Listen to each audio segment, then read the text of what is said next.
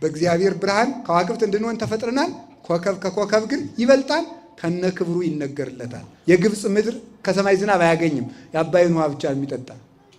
እኔ የምሰጣችሁ ምድር እንደ ግብፅ ምድር አይደለችም፣ ከሰማይ ጠል የምትረካ ናት ብሏል ዘዳግም 11 ላይ ሲናገር። ይህ ማለት ነው የኔ እናት ድንግል ማርያም የወንድ ዘር የምታውቅ አይደለችም፣ የሰማይ ጠልን የምትረካ ናት ማለት ጠለ ምሕረት ወልደ እግዚአብሔርን ይዛ የምትገኝ ናት እንጂ አንድ ጊዜ ወደ ኃጢአት፣ አንድ ጊዜ ወደ ስርየት፣ አንድ ጊዜ ወደ ጣዖት፣ አንድ ጊዜ ወደ እግዚአብሔር ስትሉ ትኖራላችሁ።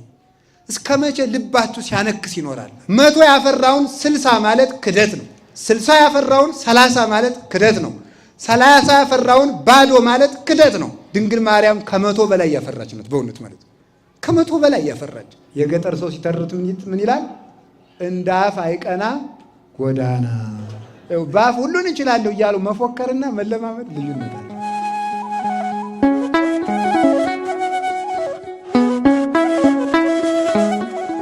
በስመ አብ ወወልድ ወመንፈስ ቅዱስ አሐዱ አምላክ።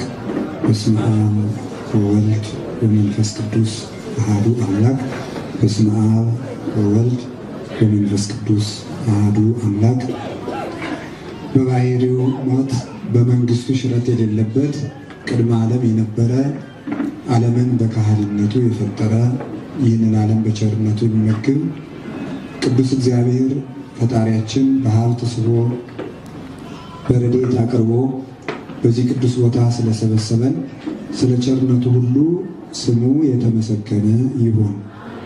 እግዚአብሔርን የወለደችልን የነፍሳችን ረሃብ የተወገደባት እናታችን መሶበ ወርቅ የምትሆን ፀሐይ ጽድቅ ኢየሱስ ክርስቶስ የወጣባት የድህነታችን ምስራቅ የድህነታችን ምልክት የቅድስት ቤተ ክርስቲያን ጌጥና ሽልማት የምትሆን የእግዚአብሔር እናት የእኛም እናት እናታችን ቅድስት ድንግል ማርያም ወላዲተ አምላክ ቅዱስ መስቀሉ ቅዱሳን መላእክት ነቢያት ሐዋርያት ሰማዕታት ደናግል መነኮሳት ሁሉም ቅዱሳን እግዚአብሔር ባከበረው ስማቸው ምስጋና ይድረሳቸው፣ በረከታቸው ይድረሰን። የተከበሩ አባታችን መላከ ብስራት መምህር አብርሃም ከበደ የዚህ ታላቅ ቤተ ክርስቲያን አስተዳዳሪ፣ የተከበራችሁ ሊቃውንተ ቤተ ክርስቲያን እንደየማዕረጋችሁ አበው ካህናት፣ ዲያቆናት፣ የእግዚአብሔር ቤተሰቦች፣ ምዕመናን አንድ አምላክ በሚሆን በአብ በወልድ በመንፈስ ቅዱስ ስም እንደምን ሰነበታችሁ? እንደምን ዋላችሁ? እንደምን አመሻችሁ? ፈጣሪያችን እግዚአብሔር በቸርነቱ ይህንን ቀን ስለሰጠን በቅዱስ ቦታው በስሙ እንድንሰበሰብ እንድንማርም ስለፈቀደልን ስሙ የተመሰገነ ይሁን። ካልዕ ክብሩ ለፀሐይ ወካልዕ ክብሩ ለወርህ ካልዕ ክብሮሙ ለከዋክብት። የፀሐይ ክብሩ ሌላ ነው፣ የጨረቃ ክብሩ ሌላ ነው፣ የኮከብ ክብሩ ሌላ ነው በሚል ርዕስ እንማማራለን። እስኪ በሉ የፀሐይ ክብሩ ሌላ ነው በሉ።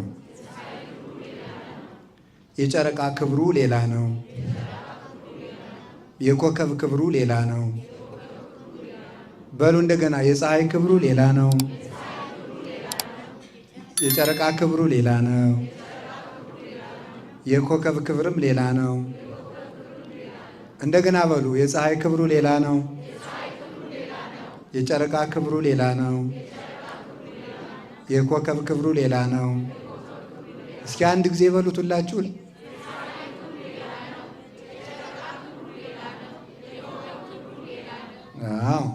የሐዋርያው የቅዱስ ጳውሎስ መልእክት አንደኛ ቆሮንቶስ ምዕራፍ 15 ቁጥር 41 ላይ ያለው ቃል ማለት ነው። ይህንን ቃል የተናገረው ቅዱስ ጳውሎስ ነው። ቅዱስ ጳውሎስ ሁላችሁ እንደምታውቁት በቅድስት ቤተ ክርስቲያን ውለታው ከፍ ብሎ የሚታሰብለት የቤተ ክርስቲያን ብርሃን ነው። ቅዱስ ሐዋርያ ጳውሎስ ሰናየ መልእክት ብርሃነ ለቤተ ክርስቲያን መልእክትህ ያማረ ንዑድ ክቡር ንጹሕ ልዩ የምትሆን ቅዱስ ጳውሎስ አንተ የቤተ ክርስቲያን ብርሃን ነህ ብላ ቤተ ክርስቲያን ሁልጊዜ ታመሰግነዋለች።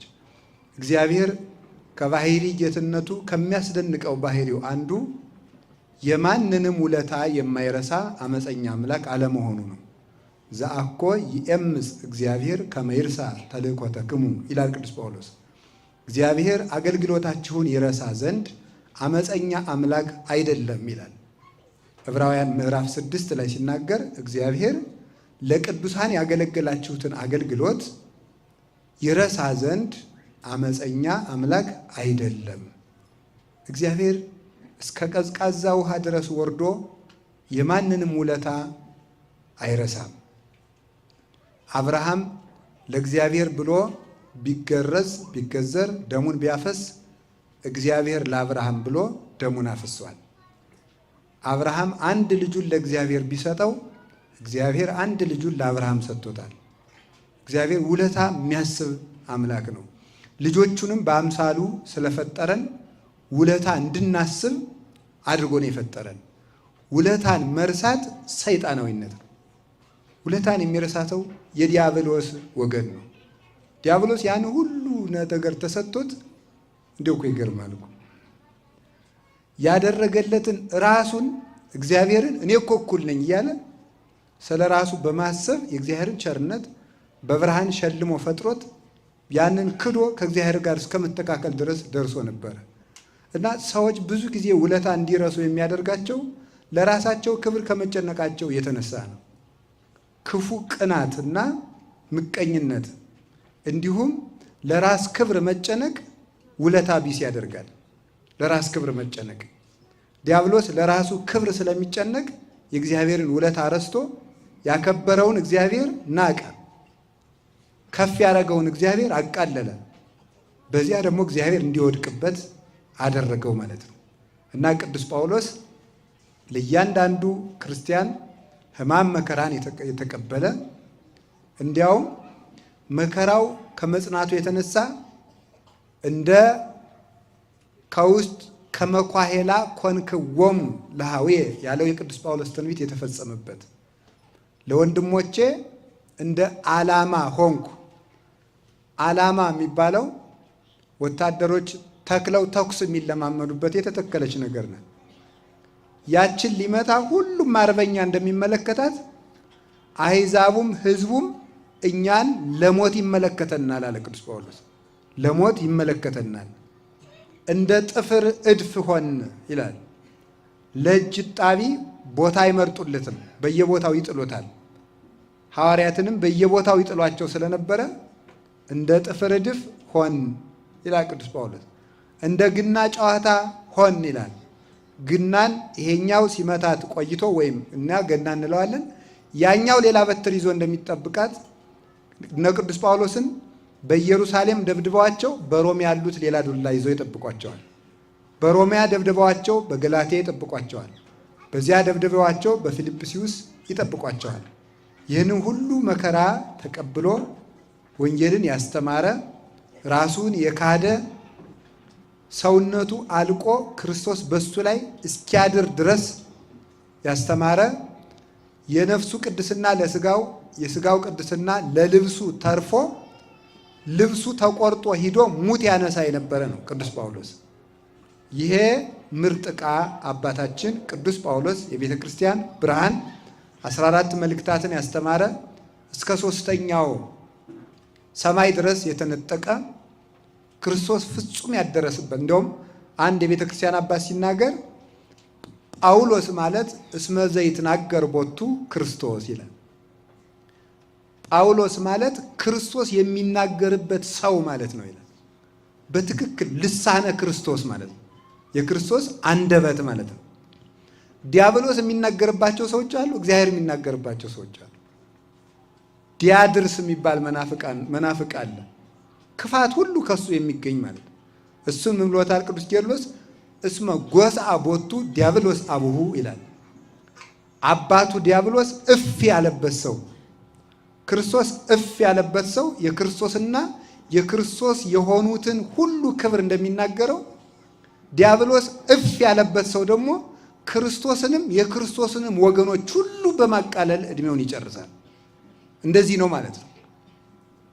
የክደት አረቂ ያሰከረው ሰው ክፉ ነው ይላል ቅዱስ ቄርሎስ።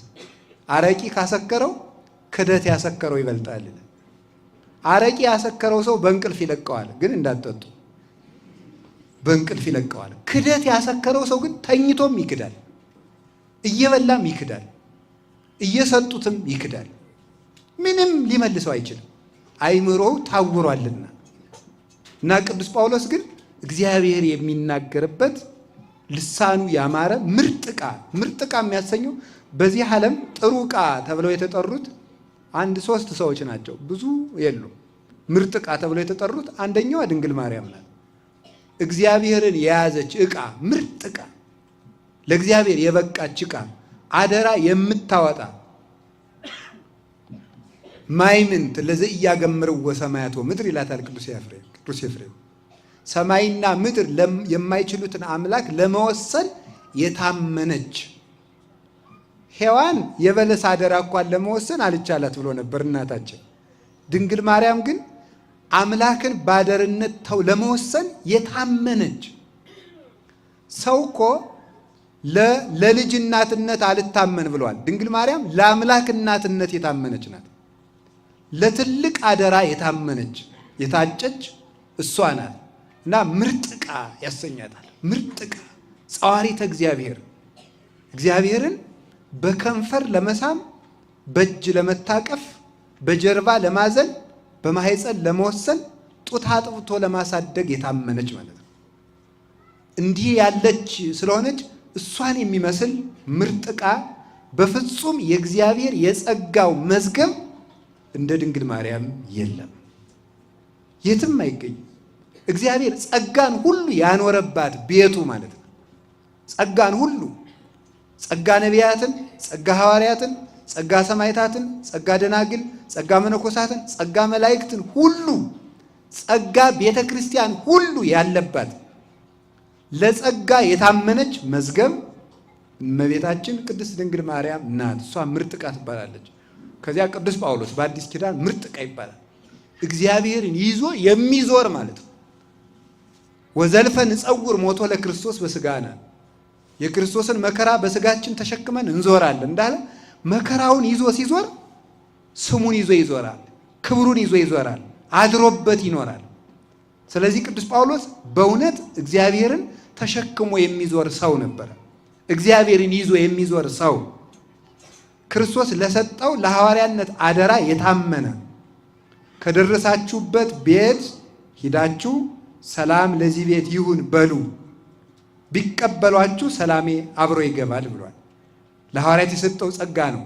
ይህ ለሁሉም ሰው የሚሰጥ አይደለም። በእውነቱ መኑ ሙስቴትክሙ በተክዞ ዘይክል ወስቆ ሀደመተ በዲበ ቆሙ፣ ከእናንተ መካከል በቁመቱ ላይ ተጨንቆ 1 ክንድ መጨመር የሚቻለው አለን ይላል። የለም። እስቲ እግዚአብሔር ከሰጣችሁ ቁመት ላይ ተጨናነቁና 1 ክንድ ጨምሩበት። ይቻላል? እስኪ እንደው የኔ ጆሮ ጠበብ ያለች ናት ብላችሁ ትንሽ ሴንቲሜትር ጨምሩበት። ይቻላል? አሁን ግን በሰርጀሪ ሳይቻል አይቀርም። እናንተ እኮ የማታረጉት የለም። የከተማ ሰው አስቸጋሪ እኮ ነው በእውነቱ ማለት ነው። አይቻልም። የሰጠን ዘንድ ነው። ይሄንን ምንድነው? አሁን እግዚአብሔር ቁመት ሰጥቷል። ከዚህ በላይ 1 ክንድ መጨመር አትችልም። ምን ማለት ነው? እስከዚህ ሁን ብሎ ሰጥቷል። ከዚህ በላይ አንተ እኔ እችላለሁ ብለህ ጸጋን መጨመር አትችልም። እስከዚህ ስፋ፣ እስከዚህ ኑር ካለ እስከዚያው ኑር ብለውን አባቶች ጌታችን ኢየሱስ ክርስቶስ የነገረን። ተጨንቆ 1 ክንድ መጨመር የሚችል እንደውም አባቶቻችን 1 ክንድ የተባለች ክህነት ናት ይላሉ። ቁመት፣ መደበኛው ቁመት ክርስቲያንነት ነው። የመላው ክርስቲያን ሕይወት ቁመት ተብሏል። ከቁመት በላይ 1 ክንድ የተባለች ግን ክርስቲያኖችን የምታጸድቅ፣ ከእምነት በላይ የምትሆን፣ እምነትን የምትመራ ክህነት ናት። ከእናንተ በቁመቱ 1 ክንድ መጨመር የሚችል ማን ነው? ማለት እኔም ለክህነት እበቃለሁ ብሎ ካህን መሆን የሚችል ማን ነው? አይቻልም። ይህን ነው ጌታ ያስተማረ። እና ቅዱስ ጳውሎስ ግን ለዚህ ክብር የተመረጠ አባት ነው። የቅዱስ ጳውሎስ በረከቱና ረድኤቱ ይድረሰን። ፍጹም አዛኝ መምህር ነው። ፍጹም ለክርስቶስ የሚቀና መምህር ነው። ፍጹም ለወንጌል ያልሆነው የሌለ መምህር ነው። አሁን እንደው አንዳንድ ጊዜ ቅዱስ ጳውሎስ ቢኖር ኖሮ እንዳንል መጽሐፎቹ አሉ። ይጨንቀናል እኮ የሚመጣው ሁሉ ሲመጣ አንዳንድ ጊዜ በእውነቱ ማለት እነዚያ በቆሙበት ሁላችን ስናፋችልበት ያስደንቃል። ፍጹም አዝኖ የሚያስተምር ነው እንጂ በሕግ የሚያስተምር ሰው አልነበረም። ቅዱስ ጳውሎስ ራርቶ የሚያስተምር በእስራኤል በጣም ቅዱስ ጳውሎስ ከሚያስደንቀኝ አንዱ በእስራኤል ባህል ሰው ሲታመም የታመመውን ሰው የጸናበትን እየወሰዱ እቤት ይዘጉታል። አንድ ቤት ይዘጓቸዋል። እዚያ ሲዘጓቸው እነዚያን ለመስበክ ቅዱስ ጳውሎስ እቅድ አወጣ። አሁን መቼስ ሆስፒታል ሄዶ ሰዎችን ንስሐ ግባ ይባል ነገር ኧረ ለራሴ በሽታዬ ንስሐ ነው የሚል ሰውየው ምን ተብሎ ይሰበካል? ክርስቶስን ግን እንዲያውቁ ፈለገና ሂዶ እኔም ታምሜያለሁ ብሎ ተኛ። አሞኛል ብሎ ውጋት ያዘኝ ብሎ ያቃስታል እያለ ማለት ነው። ኋላ ጥቂት ቀን ሰንብቶ እንዲሁ እኮ ይገርም ኧረ ክርስቶስ የሚባል መጥቷል አሉ ድውይ የሚፈውስ በእሱ እንማንና ይፈውሳል። ከፈወሰ እንግዲህ ከአንተ በላይ የጸናበት አለ? እስቲ አንተን ይፈውሳሉ። አምኛለሁ ሲል ወዲያው ያልታመመውን ወገቡን ክርስቶስ ለታምራት ምልክት እንዲሆንለት ቋ አደረገለት። እዚያ በኋላ ወገቡ እየጮኸ ጎባጣ እንደሚቀና ተነሳ። በትክክር እንደታመመ አድርጎለት ለወንጌል ያደረገው ስለሆነ እዚያ በኋላ እኛም በጳውሎስ አምላክ አምነናል ብለው መልሷቸዋል። ስለዚህ ምን አለ? ለታመሙት እንደታመመ ሆንኩላቸው፣ ለታሰሩት እንደታሰሩ ሆንኩላቸው፣ ለወንጌል ሁሉን እሆናለሁ ብሎ የተናገረ ጣዖት በሚመለክበት ሀገር ሂዶ የጣዖት አምላኪዎችን ልብስ ለብሶ አብሮ እየሰገደ አቴና ሂዶ ሲያስተምር የማይታወቀው አምላክ ለፀሐይ አምላክ፣ ለጨረቃ አምላክ፣ ለዝናብ አምላክ፣ ለክረምቱ አምላክ፣ ለበጋው አምላክ ብለው እንደገና ደግሞ ድንገት የማናውቀው አምላክ ብለው የማይታወቅ አምላክ ብለው ታፔላ ጽፈው ሲሰግዱ ያን የማይታወቀውን አምላክ እኮ አወቅኩት ሲሰግድ ቆይቱ ማን ይባላል? ክርስቶስ ብሎ አስተምሮ የመለሰ አባት ነው። የቅዱስ ጳውሎስ አምላክ በወንጌል የሚቀልዱትን ሁሉ ያሳርፍልን። ቅዱስ ጳውሎስ ወንጌልን በሚሰብክ ጊዜ ብዙ ሰው ነበር የሚሰብክ። ታስሮ ሲታሰር ደግሞ ምን ያደርጋሉ? በቅዱስ ጳውሎስ ላይ መከራ ለማጽናት ብለው ወንጌል የሚሰብኩ ሰዎች ነበሩ። እንዲያው እኮ ይገርማል። ምክንያቱም የታሰረ በወንጌል ስለሆነ እሱ ሲሰብክ ደግሞ ምን እንዲባል ነው? ይሄው ዛሬም የእሱ ተከታዮች ነገሩን አላቆሙም ተብሎ እስራት እንዲጨመርበት የማያምኑትን ወንጌል ጳውሎስን ለማሳሰር ይሰብኩ ነበር። ዛሬ እኮ የማያምኑትን ወንጌል እኮ የሚሰብኩ ሰዎች አሉ። የማያምኑትን ወንጌል ማለት ነው። ለሕዝብ ወንጌላዊ ለመምሰል መጽሐፍ ቅዱስን የማያምኑትን የማይመለከታቸውንም የማይመለከቱትን ወንጌል ጥቅሱን ብቻ አንጠልጥለው የሚመጡ ሰዎች አሉ። ምን አለ ቅዱስ ጳውሎስ? ጳውሎስን ይንደደው ብለው የሚሰብኩ ሰዎች አሉ። በመከራዬ ላይ መከራ ሊጨምሩብኝ ወንጌል የሚሰብኩ ሰዎች አሉ። በቅናት ወንጌል የሚሰብኩ ሰዎች አሉ። በዚያም በዚህም ብሎ ክርስቶስ ይሰበካልና ደስ ብሎኛል ይላል። እሱ ግን በመከራዬም ፈጣሪን አመሰግነዋለሁ ይላል። አንዳንዶቹ ደግሞ የፊልጵስዩስ ሰዎች እሱ በሮም ታስሮ ሳለ ሳንቲም አዋጥተው ከታሰረበት ስለጠየቁት እኛም እንደ ቅዱስ ጳውሎስ ሳንቲም እንዲሰጠን ብለው ስብከት የጀመሩ ሰዎች ነበሩ። እነዚህ ሁሉ ማለት ወንጌልን መባያ ሕግ አደረጋችኋት ያላቸው ለዚህ ነው። መባያ ሕግ በስብከት ማባበል አልመጣንባቸውም ይላቸዋል ቅዱስ ጳውሎስ። በስብከት ማባበል አልመጣናቸውም። በስብከት ማባበል ማለት ለሕዝብ የማይጨበጥ ተስፋ እየሰጡ ሕዝብን ከተስፋ የሚያወጡ ሰዎች ናቸው። የማይጨበጥ ተስፋ እየሰጡ የማይሆነውን ትሆናለህ፣ የማይደርስበትን ትደርሳለህ እያሉ የማይጨበጥ ተስፋ የሚሰጡ የስብከት አባባዮች ይባላሉ። ወደ ልዩ ወንጌል የሚወስዱት እነዚህ ነበረ ቅዱስ ጳውሎስ እውቅዎሙ ለከለባት ያላቸው፣ ውሾችን እወቁባቸው ያላቸው። ውሾችን እወቁባቸው፣ ከሆዳቸው ምስጢር የማያድሩትን መልሰው ወደ ጥፋታቸው የሚመለሱትን እወቁባቸው ብሎ እውቅዎሙ ለገበርተ እኪት፣ ክፉ ሰራተኞችን እወቁባቸው ያለን እነዚህ ነበረ። ፊልጵስዩስ ምዕራፍ 3 ላይ ያሉ ማለት ነው። የቅዱስ ጳውሎስ በረከት ይደርብን።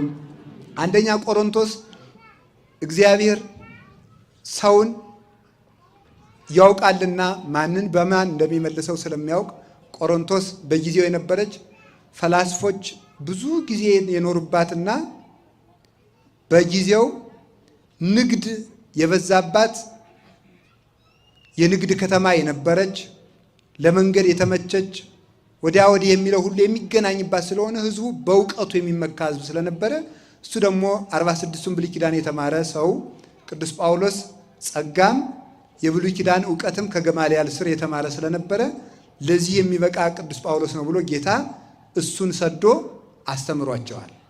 እና ትንሣኤ ሙታን የለም የሚሉ ቢጽ ሐሳውያን ስለገቡባቸው ለነሱ መልስ እንዲሆናቸው አይ ትንሣኤ ሙታን ከሌለማ ክርስቶስ አልተነሳማ፣ ክርስቶስ ካልተነሳማ ማመናችን ከንቱ ነዋ። አንተ የቆሮንቶስ ገበሬ ትንሣኤ ሙታን ከሌለ አንተ የምትዘራው ስንዴ ፈርሶ በስብሶ እንደገና 30፣ 60፣ 100 ፍሬ አፍርቶ የሚነሳ ከሆነ በእግዚአብሔር አርአያና አምሳል የተፈጠረ ክቡር የሰው ልጅ እንዴት አይነሳም ትላለህ? በምንነሳም ጊዜ ሁሉም የየራሱን አካል ይዞ ይነሳል።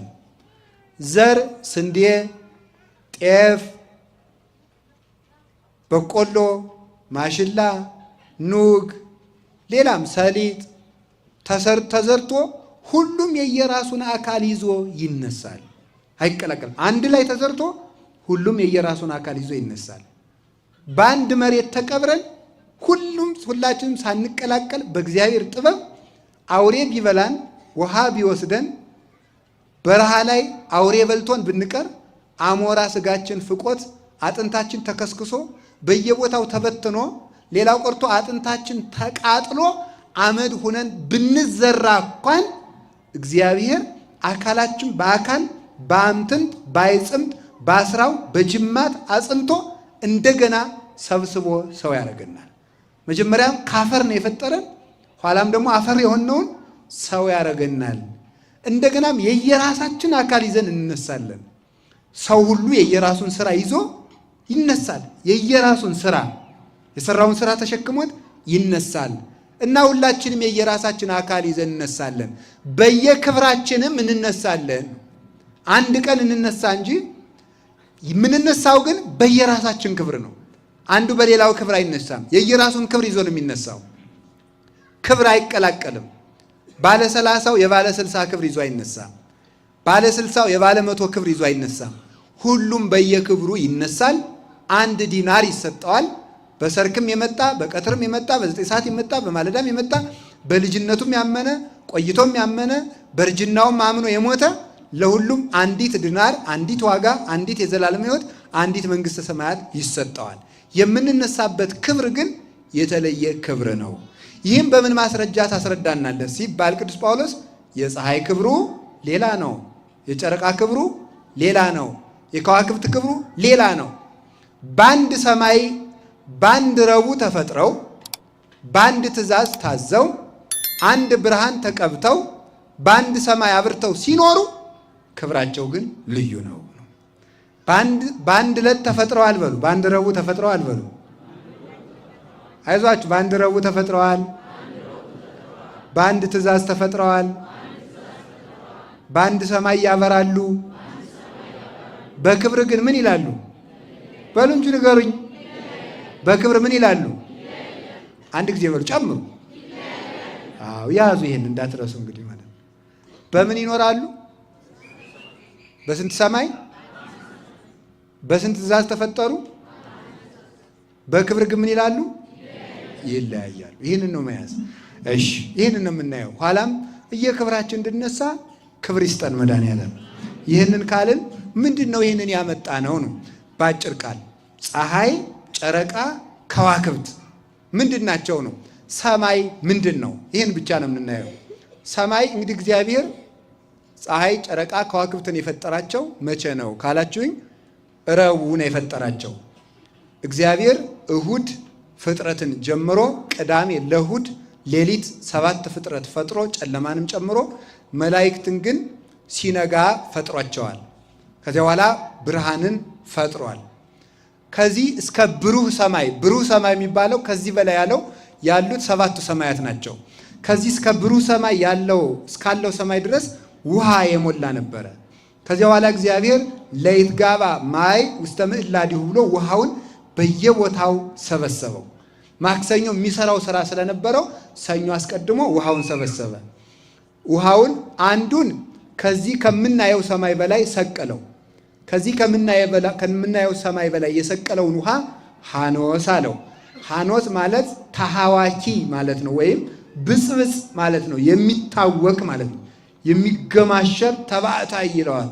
አባቶቻችን በወንድ ይመስሉታል። ወንድ ምንድን ነው? ጀብደኛ አይደለ? አዎ፣ ይሄ መግረሽረሽ፣ መደባደብ፣ መቆጣት፣ ማዘዝ የሚወደው ወንድ ነው እና በዚያ ይመስሉታል። ያ ረግቶ አይቀመጥም። ግን ሰማይ ለብቻው ወደዚያ ወደ አንዱ ሰማይ እንዳይሄድ ምን ያደርገዋል? ልክ ባቢል የሚባል ነፋስ እንደ ብራና ውሃውን ወጥሮ እንዲይዘው አድርጎ አስቀምጦታል እግዚአብሔር። እንግዲህ እንደምታዩት ውሃ በገበታ መቀመጥ የሚችለው ገበታው ምን ሲሆን ይመስላችኋል? ወደ ላይ ሲዞር ነው? ወደ ታች ሲዞር ነው? እንግዲህ በከተማ አላውቅም። በእኛ በገጠሩ ወደ እናንተ በቧንቧም አይሆንም እኮ ውሃ ሽቅብ ይፈሳል አይፈስም ሲባል በአዲስ አበባ በቧንቧ ይፈሳል አላሉ አንዱ። ለምክር ሲባል ለምክር የተባለውን ውሃ ሽቅብ አይፈስም እንጂ ሲል አይ በአዲስ አበባ በቧንቧ ይፈሳል ብሏል። እና ውሃ ሊይዝ የሚችለው ወደ ፊቱን ወደ ታች ዞሮ ነው፣ ገበታው ወደ ላይ ዞሮ ነው። እግዚአብሔር ግን ጥበበኛ አምላክ መሆኑን ለማስረዳት ሰማይ ፊቱን ወደ ታች ነው ወደ ላይ ነው የዞረው? ወደ ታች ዞሮ ውሃ ይዟል በላዩ ማለት ነው። ይህ ድንቅ ጥበቡ ነው ይላል ቅዱስ ዮሐንስ አፈወርቅ። ድንቅ ጥበቡ ነው። ውሃውን በላይ አድርጎ ተሸካሚ በታች አዞሮታል። እንደዚህ አድርጎ አስቀመጠው። አንድ ውሃ ሐኖስ ነው። አንዱን እጅ ውሃ አረጋና ጠፈር አደረገው። እግዚአብሔር ቻል ካለው የማይችል የለም። አርግቶ እንደ ከድንጋይ ይልቅ አጠንክሮ ይሄ የምናየው ሰማይ ውሃ ነው፣ ከውሃ የፈጠረው ነው። ውሃ ነው ግን ደረቅ ነው። ውሃውን ምን አድርጎታል? ከድንጋይ ከአጥንት አጠንክሮታል። በዚህ ይሄን ለምንድን የፈጠረው? ያኛው ሐኖስ እንዳይንጠበጠብ ነው። ያንን ውሃ ፍጥረት እንኳን ፈሶበት አንድ ጊዜ ቢያየው በድንጋጤ ብቻ ይሞታል፣ በመደንገጥ ብቻ። እንደገና ደግሞ የፀሐይ ከፍተኛው የሙቀት ክፍሏ ወደ ላይ ስለሚላክ ጠፈርን እንዳትቀደው በላይ ውሃ ጥዶበታል። እንደ ድስት ማለት ድስት ባዶውን ቢጣድ እንደሚሰበረው ማለት ነው። እግዚአብሔር ቸር ስለሆነ ወደ ምድር የሚላከው የፀሐይ ብርሃን በጣም ጥቂቱ ነው የሚላከው። እናንተ ምድር የምትሉት ኦዞን የምትሉት፣ እኛ ደግሞ ምዕዛረ ፀሐይ የምንለው የፀሐይ ወንፊት ማለት ነው። ፀሐይ ብርሃኗ ተመጥኖ የሚወርድበት ነው። ያንን የሚከፍት እና የሚዘጋ መልአክ አለ። አሁን ስንት ወንፊቶች ቢከፈቱ መጠነኛ ብርሃን ያስፈልጋል። ማለዳ ስንት ይከፈት፣ 6 ሰዓት ስንት ይከፈት የሚለውን የሚመጥን መልአክ አለ። ከፍተኛውን ግን ወደ ጠፈር ይልከዋል። እንዳትሰብረው ደግሞ በላይ ሐኖስን ጥዶበታል። ፈሶ እንዳያጠፋን ደግሞ ይህንን ጠፈር ጋርዷል። ከዚያ በኋላ እግዚአብሔር ምን አደረገ? ሰኞ ምድር ውሃ ረግቶባት ስለነበረ ውሃውን ሰበሰበለን። አንዱን ከምድር በታች አደረገው። አሁን አንዲት ጠጠር ወደ ውሃ ስንወረውር ትሰጥማለች። ግን ይህ ሁሉ ዓለም የተኛው ግን ከውሃ ላይ ነው። ለምን እንደማንሰጥም እግዚአብሔር ብቻ ነው የሚያውቀው። ዘአጽንዐ ለምድር ዲበ ማይ፣ ምድርን በውሃ ላይ ያጸና ይላል ቅዱስ ዳዊት። ምድርን በውሃ ላይ ያጸና እግዚአብሔር ለማይችል ነገር የሚቻል ነገር እንደሚሰጠው ውሃ ምድርን ከነጓዟ ተሸክሞ በመኖሩ ይታወቃል። እንደ ውሃ ብጽብጽ የሆን እንኳን ብንሆን እግዚአብሔር ካለ የማንችለው ነገር የለም፣ ይቻላል። ኩሎ እክል በዘውእቱ አክህለኒ ክርስቶስ፣ ኃይልን በሚሰጠኝ በክርስቶስ ሁሉን ይችላለሁ ይላል ቅዱስ ጳውሎስ ፊልጵስዩስ ምዕራፍ 4 ቁጥር 6 ላይ ኃይልን በሚሰጠኝ በክርስቶስ ሁሉን ይችላለሁ። የገጠር ሰው ሲተርት ምን ይላል? እንደ አፍ አይቀና ጎዳና ይላል። እስኪ በሉ በአፍ ሁሉን ይችላለሁ እያሉ መፎከርና መለማመድ ልዩነት አለው። ማመን ሌላ ነው፣ በአፍ መናገር ሌላ ነው። ሁሉ እንደሚቻል ግን ፍጥረት ያሳየናል። አሁን ይህንን አጸና። አሁን አንዳንድ ጊዜ አውሮፕላን ውስጥ ሰው የሚፈራው ለምን ይመስላችኋል? ለምን ነው የሚፈራው ሰው አውሮፕላን ውስጥ? አውሮፕላኑ ሲገጫገጭ እኮ ዓለም ልታልፍ ነው የሚመስለው ሰው ሲደነግጥ ማለት ነው። ሰው ድንቅ ነው። እዚያ የሚኩራራው ሁሉ እንደው መቼስ ሄድኩ አይባልም እንጂ ብዙ ሰው ታዝብ ያውቃል። ብዙ ሰው በእውነቱ ማለት ነው። እኔ በጣም ብዙ ሰው አልናገረውም፣ በቃ አልናገረውም። ብዙ ሰው እንዲሁ ስንወርድ እንዴት እንደሚያጨበጭብ ግርም ነው የሚለኝ ፍርሃቱ ሰው ማለት ነው። አሁን እኮ ፈርቶ ነው እንደዚያ የሚለው እና ትዝ ይለኛል አንዲት እናታችን ደንግጠው በቃ ደንግጠው ገጭ ገጭ ገጭ ገጭ ተነስተው ይሮጣሉ። ገጭ ገጭ ገጭ ሲል ተነስተው ይሮጣሉ። ገጭ ገጭ ገጭ ሲል ተነስተው ይሮጣሉ። ከአውሮፕላኑ ስንደርስ in the name of Jesus አሉ። መጀመሪያ ግን አላሉ። ችግር ሲመጣ እኮ እንደዚህ ያለው ሰው ሁሉ ሰው ይመስላል እኮ እንደው ኩሻቱ እኮ እንደው ይገርማቸዋል እኮ የሚችል ይመስላል። ጥቅስ መጥቀስና እምነትን በተግባር መርምር ልዩነት አለው አይባልም እንጂ አንድ ወንድማችን ባለፈው ሰምታችኋል አይደል? እንደ ኢየሱስ በባህር ላይ ሂጄ አሳያችኋለሁ ብሎ አዞ ውጦት ሰምታችኋል። በጣም አይደረስ ነው ይሄ አይደረስ ነው በእውነቱ ማለት ነው። አርፎ መቀመጥን የመሰለ እኮ ነገር እኮ የለም በእውነቱ።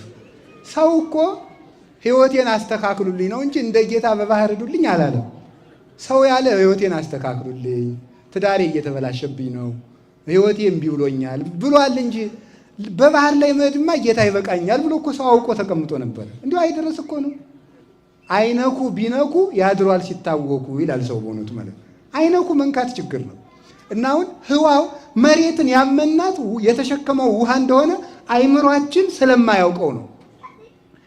መሬት ጠጠር የሚያሰጥም ውሃ መሬትን ከነሁለንተናዋ መሸከም ከቻለ ህዋውም አውሮፕላን መሸከም ይችላል ብሎ ማመን አቅቶን ነው ሰው የሚፈራው ማለት ነው። የሚፈራው ለዚያ ነው። ምድርን በውሃ ላይ አጸና፣ ታች አስቀመጠ። አንዱን ደግሞ ለምድር እንደ መቀነት አስታጠቃት። ምድርን በውጭ በኩል ሲመለከቷት ደብተራ ኦሪትን ትመስላለች ይላሉ አባቶቻችን። ምድርን የበቃ ሰው ያያታል፣ ያልበቃ ሰው አያያትም።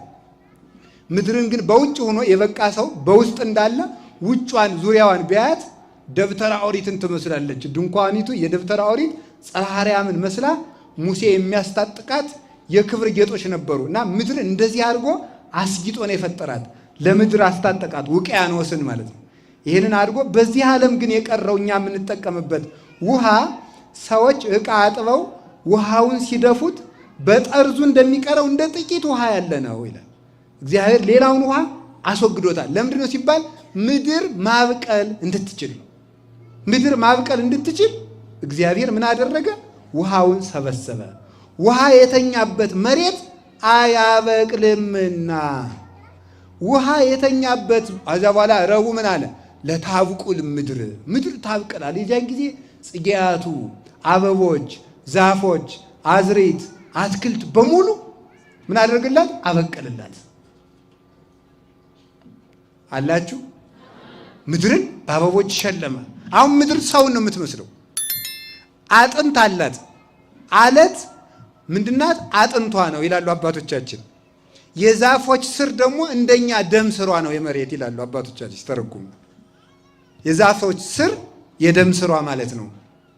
ሰው የደም ስሩ ሲቆረጥ ወይም እናንተ የደም ቧንቧ የምትሉት ማለት ነው። እሱ ሲቆረጥ እንደሚሞተው ሁሉ ዛፍም ለመሬት ሕይወቷ ነው ብሎ አባቶቻችን ይናገራሉ። አጥንቷ ደግሞ አለቱ ነው።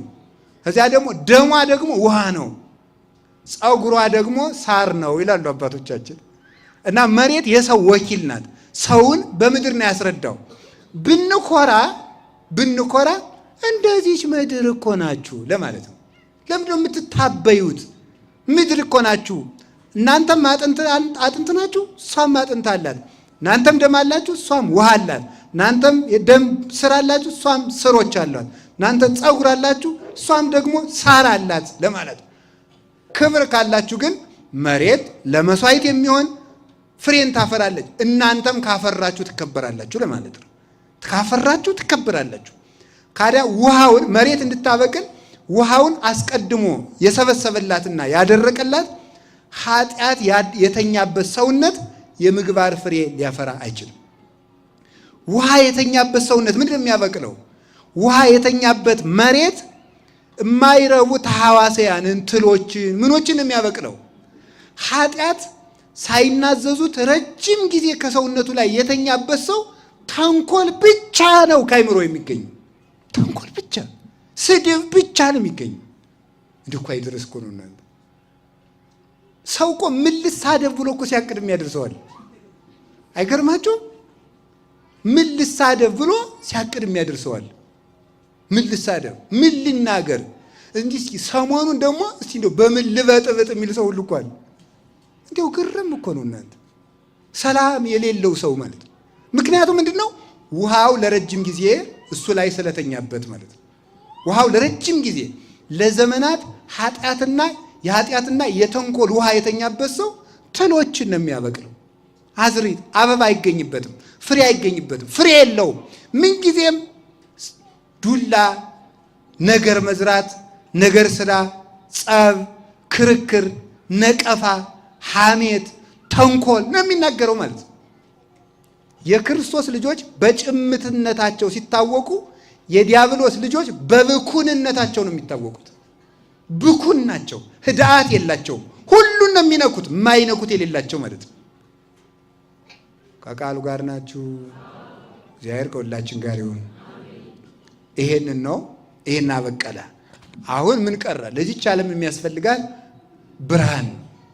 እግዚአብሔር ለአብርሁ ብርሃናት ውስጥ ጠፈረ ሰማይ አለ።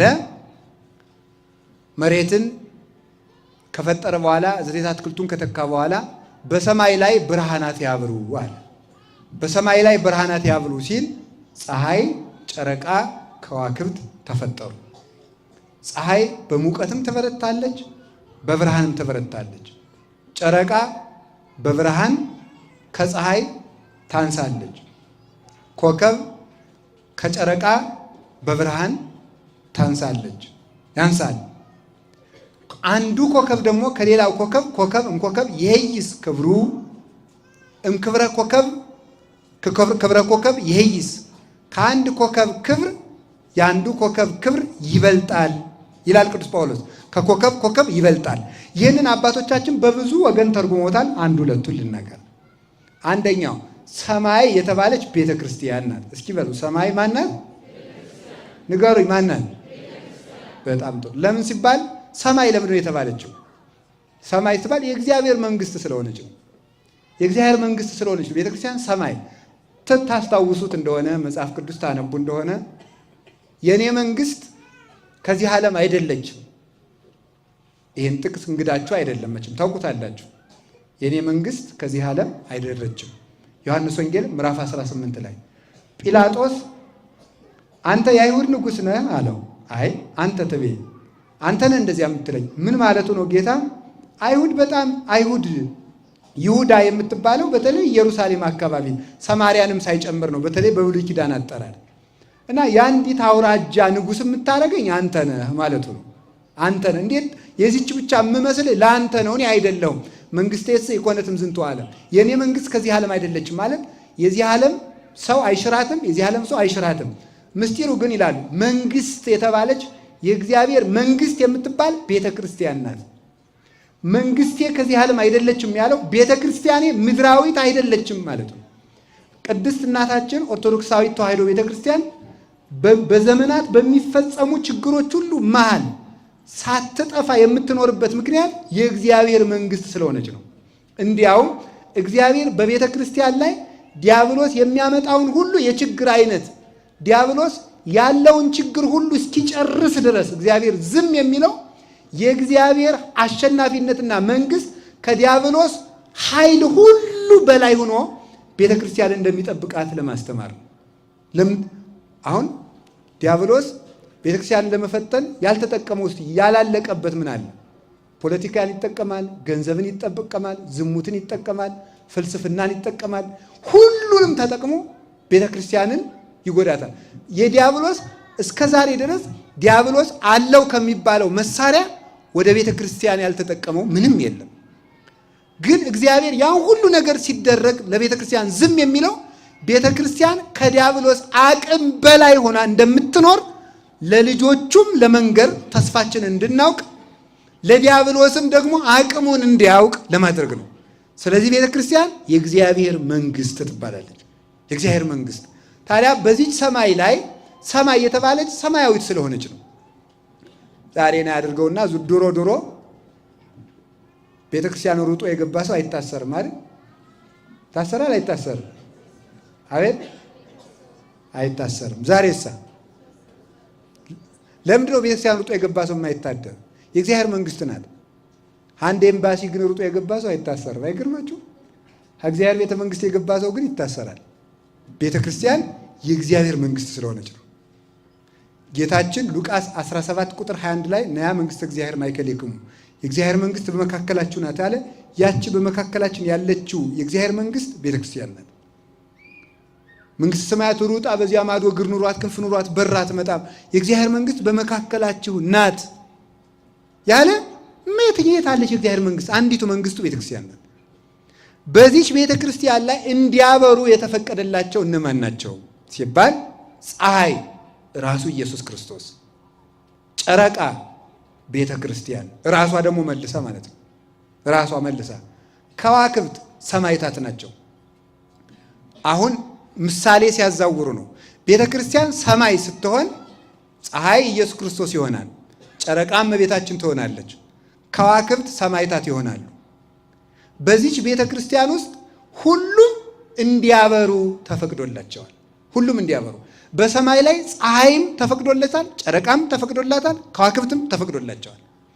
በቤተ ክርስቲያን ክርስቶስ ያበራል፣ እናቱም ታበራለች፣ ቅዱሳንም ያበራሉ። ልብ ብላችሁ ስሙ።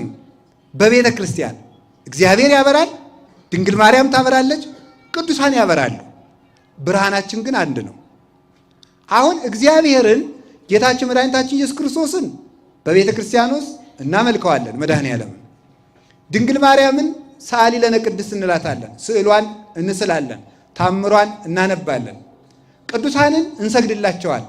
ከዚያ በኋላ አንዱ መንገደኛ ይመጣና እያው ሲቀላቅሉት ይላል። መልስ የፀሐይ ክብሩ ሌላ ነው አትሉም እናንተ? በሉ እንጂ የፀሐይ ክብሩ ሌላ ነው በሉ እንጂ። የጨረቃ ክብሩስ ምንድን ነው? የኮከብ ክብሩስ ሌላ ነው። ክርስቶስም እናቱም ቅዱሳንም በአንዲት ቤተ ክርስቲያን ውስጥ ይኖራሉ፣ ይመሰገናሉ። የክርስቶስ ክብሩ ሌላ ነው በሉ። አሁን የእናቱ ክብር ሌላ ነው በሉ።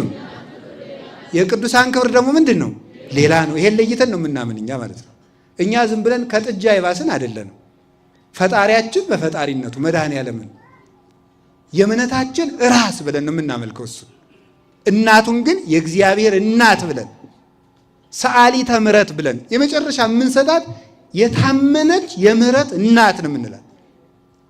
ወይ ሰው ቁርሱን በልቶ ምሳውን በልቶ እንዲያ ብሎ ጠጥቶ መጥቶ አዳራሽ ውስጥ እኔ ልጸልይላችሁ እያለ የአምላክ እናት አትጸልይላችሁ የሚለን ነውር እኮ ነው። እናት ኧረ ተው በሕግ አምላክ ነውር እኮ ነው በእውነቱ ማለት ነው። በጣም ነውር ነው። ሀፍረተ ቢስ መሆን ማለት ነው። ሀፍረተ ቢስ በእውነት ማለት ነው። ሰው ቢያንስ እኮ ይኸውላችሁ ወይ ማወቅ አለበት፣ ካላወቀ ደግሞ ቢያንስ መጠየቅ አለበት። ካልጠየቀ ቢያንስ እንዴት አያፍርም? ማፈር እኮ ትልቅ ነገር ነው በእውነቱ። ደግሞ በወንጌል አላፍርም ሊለኝ ይሆናል ነገ ደግሞ መጥቶ ወንጌል እንደዚያ ነው እንዴ? ወንጌል ሰው መናቅ እንኳንስ ድንግል ማርያምን ቅዱስ ጳውሎስ የሚናገረው ፊልጵስዩስ ምዕራፍ 1 ላይ ምንድን ነው የሚለው? ማንም ሰው ባልንጀራው ከሱ እንደሚበልጥ ይወቅ ይላል። ማንም ሰው ነው የሚለው። ማንም ሰው ባልንጀራው ከሱ እንዲሻል ይህንን ይቁጠር ነው የሚለው። እኛ እናቱንም እናውቅበታለን ማመስገን፣ እሱንም እናውቃለን እናመልከዋለን። ፈጣሪያችን ነው። እናቱን ደግሞ ምን እንደሆነች እናውቃለን። የአምላክ እናት ናት። ለእሷ ስንሰግድ እናታችን፣ ለእሱ ስንሰግድ አምላካችን፣ ለቅዱሳን ስንሰግድ ረዳቶቻችን ብለን የፀሐይ ክብሩ ሌላ ነው እስኪበሉ ምእመናን። እሺ አዎ እሱ ነው። ከቃሉ ጋር ናችሁ። ከዚያ ደግሞ ሰማይ የተባለ ምንድን ነው? ሰማይ የተባለ የእኛ ልብ ነው። እስቲ የእኛ ልብ በሉ። ሰማይ የተባለ የኛ ልብ ነው። ፀሐይ የተባለ ኢየሱስ ክርስቶስ ነው። ጨረቃ የተባለች ቤተክርስቲያን ናት። ከዋክብት የተባሉ ሰማይታት ናቸው። ሰማይ የተባለ የኛ ልብ ነው። በሰማይ ላይ ሶስቱ ያብሩ ማለት በክርስቲያኖች ልብ የክርስቶስ ፍቅር፣ የቤተ ክርስቲያን ፍቅርና የቅዱሳን ፍቅር መኖር አለበት ማለት ነው። የክርስቶስን ፍቅር መኖር አለበት፣ የቅዱሳን ፍቅርም መኖር አለበት፣ የቤተ ክርስቲያን ፍቅር መኖር አለበት። ይሄን ነው ሰማይ የምንለው። ልብ ይሉታል። ይሄ ነው ልብ የሚባለው። ይሄ ነው ወይ ጉድ! ቅዱስ ጳውሎስ እኮ የተሰሎንቄን ሰዎች ምን እንዳላቸው ብትሰሙ፣ እናንተ የተሰሎንቄ ሰዎች የመመኪያዬ ዘውድ ናችሁ ነው የሚላቸው። እስኪ በሉ በሞቴ የመመኪያዬ ዘውድ በሉ እስቲ። ረታው ጎበዝ። የተሰሎንቄ ሰዎች ለቅዱስ ጳውሎስ የመመኪያው ዘውድ ከተባሉ አክሊለ ምክህነ ብላት ምንድን ነው ነውሩ? የመመኪያዬ ዘውድ ድንግል ማርያም ብላት ምንድን ነው ነውሩ? መመኪያዬ ጋሻዬም ነሽ ክብሬም ነሽ ብላት ለእኔ ነው የምትበዛብኝ እንጂ ለእሷስ አያንስባትም። የሚበዛብን ለእኛው ነው በእውነቱ። ደግሞ እኮ ትዕቢታችን እኮ አምላክ እናቴ ብሏት እሷ እንኳን እኔ እሱ እናቴ ባለበት እናንተ ኃጢአተኞች ልጄ እናቴ እንድትሉኝ አልፈልግም እሷ እንኳን አላለችም። እሷ ያላለችው ደግሞ እኛ ተገልብጠን እኔ ሁልጊዜ የምናገረው አንድ ቃል ላይ ልድገመው ደስ ስለሚለኝ ሲራክ እንዲህ ይላል፣ 3 አይነት ሰዎች ነፍሴን አበሳጯት ይላል። ሴሰኛ ሽማግሌ፣ ትዕቢተኛ ድሃና ንፉግ ባለጸጋ። በጣም ንፉግ ባለጸጋ፣ ሴሰኛ ሽማግሌ። እንደው ወጣቱም አልተፈቀደለትም፣ እንደው ቢያንስ እሱ ስጋዋሽን ነው። አሁን ሽማግሌው ምን ብለህ ነው አርፈም አትቀመጥ። ይሄ እንደግም ትዕቢተኛ ድሃ ደግሞ የለውም ደግሞ ትዕቢቱ ደግሞ እንዳወራ ዶሮ ያለ ማለት ነው። እንዲሁ እኮ የሌለውን ማለት ነው። የሌለህን አታውቀው። ወዴት ነው እንደው ሰው ሄዶ እኔና ድንግል ማርያም እኩል ነን ሊል የሚችለው? የለም። ኮከብ ይሄይስ ክብሩ። ኮከብ ከኮከብ ይበልጣል። አንዱ ከአንዱ ይበልጣል። እንኳን ከድንግል ማርያም እኛም እንኳን እኔ ከገሌ ጋር እኩል ነኝ ማለት ኢ ክርስቲያናዊነት ነው፣ ኢ ወንጌላዊነት ነው፣ ኢ መጽሐፍ ቅዱሳዊነት ነው። እንዲያውም ምንድን ነው ያለው ጌታችን ኢየሱስ ክርስቶስ? እስመ አብ ያብየኒ አብ ይበልጠኛል ያለውን ቃል ሊቃውንቱ ሲተረጉሙት አብ ይበልጠኛል ያለ አብ ወልድን የሚበልጠው ሆኖ ሳይሆን ለአርአያነት ስለመጣ እናንተም እገሌ ይበልጠኛል በሉ እንጂ ትክክል ነኝ አትበሉ ለማለት ነው ብሎ ነው የሚተረጉሙት። እገሌ ይበልጠኛል በሉ እንጂ ትክክል ነኝ አትበሉ። ጭራሽ እበልጣለሁ እንኳን እኩል ነኝ ይበልጠኛል አለ ማለት ራሱ ክህደት ነው፣ ነውር ነው። ማንም አላደረገውም። ይሄን ሐዋርያት አላደረጉትም። ኮከብ ይሄ ይስክብሩ። ሰው ሰማይ እኛ የምናውቀው ሰማይ ፀሐይ ያለው ጨረቃ ያለው ኮከብ ያለው ነው። እኛ የምናውቀው የክርስትና ልብ ክርስቶስ ያለው ማርያምም ያለችው ቅዱሳንም ያሉት ነው። ይሄ ግን ባዶ ቀፎ ነው፣ ጨለማ ነው፣ ብርሃን ያልተሳለበት ሰማይ ማለት ውሃ ብቻ የሆነ ማለት ሐኖስን ብቻ የተሸከመ። እንዲያው ሊቃውንቱ ምንድን ነው የሚሉት? ይሄ ሐኖስ የሚባለው ውሃ የእግዚአብሔር የቁጣው ምሳሌ ነው የሚሉት። የቁጣው ምሳሌ ነው። ይሄ ባዶ ሰማይ የሆነ ሰው ግን የእግዚአብሔር ፍቅር የሌለው፣ የድንግል ማርያም ፍቅር የሌለው፣ የቅዱሳን ፍቅር የሌለው ሰው ግን ባዶ ሰማይ ነው። የሚሸከመውም ሐኖስን ብቻ ነው። ይሄ ሰማይ ፀሐይ፣ ጨረቃ፣ ከዋክብት እስኪፈጠሩበት ድረስ ሐኖስን ብቻ ያንን የሚያስፈራራውን ውሃ ብቻ ተሸክሞ እንደነበረ እግዚአብሔርን የማይወድ እናቱን የማይወድ ቤተክርስቲያንን የማይወድ ቅዱሳንን የማይወድ ሰው የእግዚአብሔርን ቁጣ ብቻ ተሸክሞ የሚኖር ሰው ማለት ነው። ይሄ ሰው ለመቅሰፍት የታጨ ራሱን ለመቅሰፍት ያዘጋጀና ያጨ ሰው ማለት ይሄ ነው። እና እግዚአብሔርን በወደድንበት እመቤታችን እንድንወዳት አምላክ ወዶ ወደ እሷ ያደረባት እስመ አፍቀረ ንጉሥ ስነኪ ንጉሥ ውበትሽን ወዶሻልና ወዷልና ተብሎ ለአምላክ ሙሽርነት የታጨች ወመነኑ ምድረ መፍትወ ይላል ቅዱስ ዳዊት። የተወደደችውን ምድር ናቁ ይላቸዋል እስራኤላውያን። የተወደደችውን ምድር ናቁ መዝሙር 105 ላይ ሲናገር የተወደደችውን ምድር ከነዓንን ናቋት። ስለ ናቋትም እግዚአብሔር መንገድ ላይ በነዘርባብ እየቀጨ አስቀራቸው። ከድንግል ማርያም በላይ የተወደደ ምድር የት ይገኛል? ፍሬ ሕይወት ኢየሱስ ክርስቶስን ይዛ የተገኘች ምድር እሷን አየቲ ዛቲን ተታስተሪ ከምሩቅ ከመማይቶት ብሪት ከመፀሐይ እንደ ጨረቃ የደመቀች እንደ ፀሐይ የሞቀች ከሩቅ የምትታይ ያቺ ማናት ተብሎ የተነገረላት የግብፅን ውሃ የማትጠጣው ያቺ መልካሚቱ ምድር ዘዳግም 11 ላይ እንደ ምድረ ግብፅ ያለች አይደለችም አለ። የምድር ውሃ አትጠጣም። የግብፅ ምድር ከሰማይ ዝናብ የሚጠጣ ነው እንጂ ከሰማይ ዝናብ አያገኝም። የአባይን ውሃ ብቻ የሚጠጣ። እኔ የምሰጣችሁ ምድር እንደ ግብፅ ምድር አይደለችም፣ ከሰማይ ጠል የምትረካ ናት ብሏል ዘዳግም 11 ላይ ሲናገር። ይህ ማለት ነው የኔ እናት ድንግል ማርያም የወንድ ዘር የምታውቅ አይደለችም፣ የሰማይ ጠልን የምትረካ ናት ማለት ጠለ ምሕረት ወልደ እግዚአብሔርን ይዛ የምትገኝ ናት እንጂ ለተጠሙት ሰዎች ሁሉ የምሕረት ውሃ ልጇን ይዛ የምትመጣ ናት እንጂ የወንድ ዘር የምታውቅ አይደለችም። ያችሁም የተወደደች ምድር ናት። እንዲያው ምን ይላል ሙሴ ሲናገር ይቺ የምሰጣችሁ ምድር እግዚአብሔር አምላካችሁ አለ ከመጀመሪያው ዓመት እስከ መጨረሻው ዓመት ድረስ የሚያያት ናት ማለት እግዚአብሔር ዓለም ሳይፈጠርም ዓለምም ሲፈጥርም ዓለምም እስከሚያልፍ ድረስ የሚያያት እናቱ እመቤታችን ናት።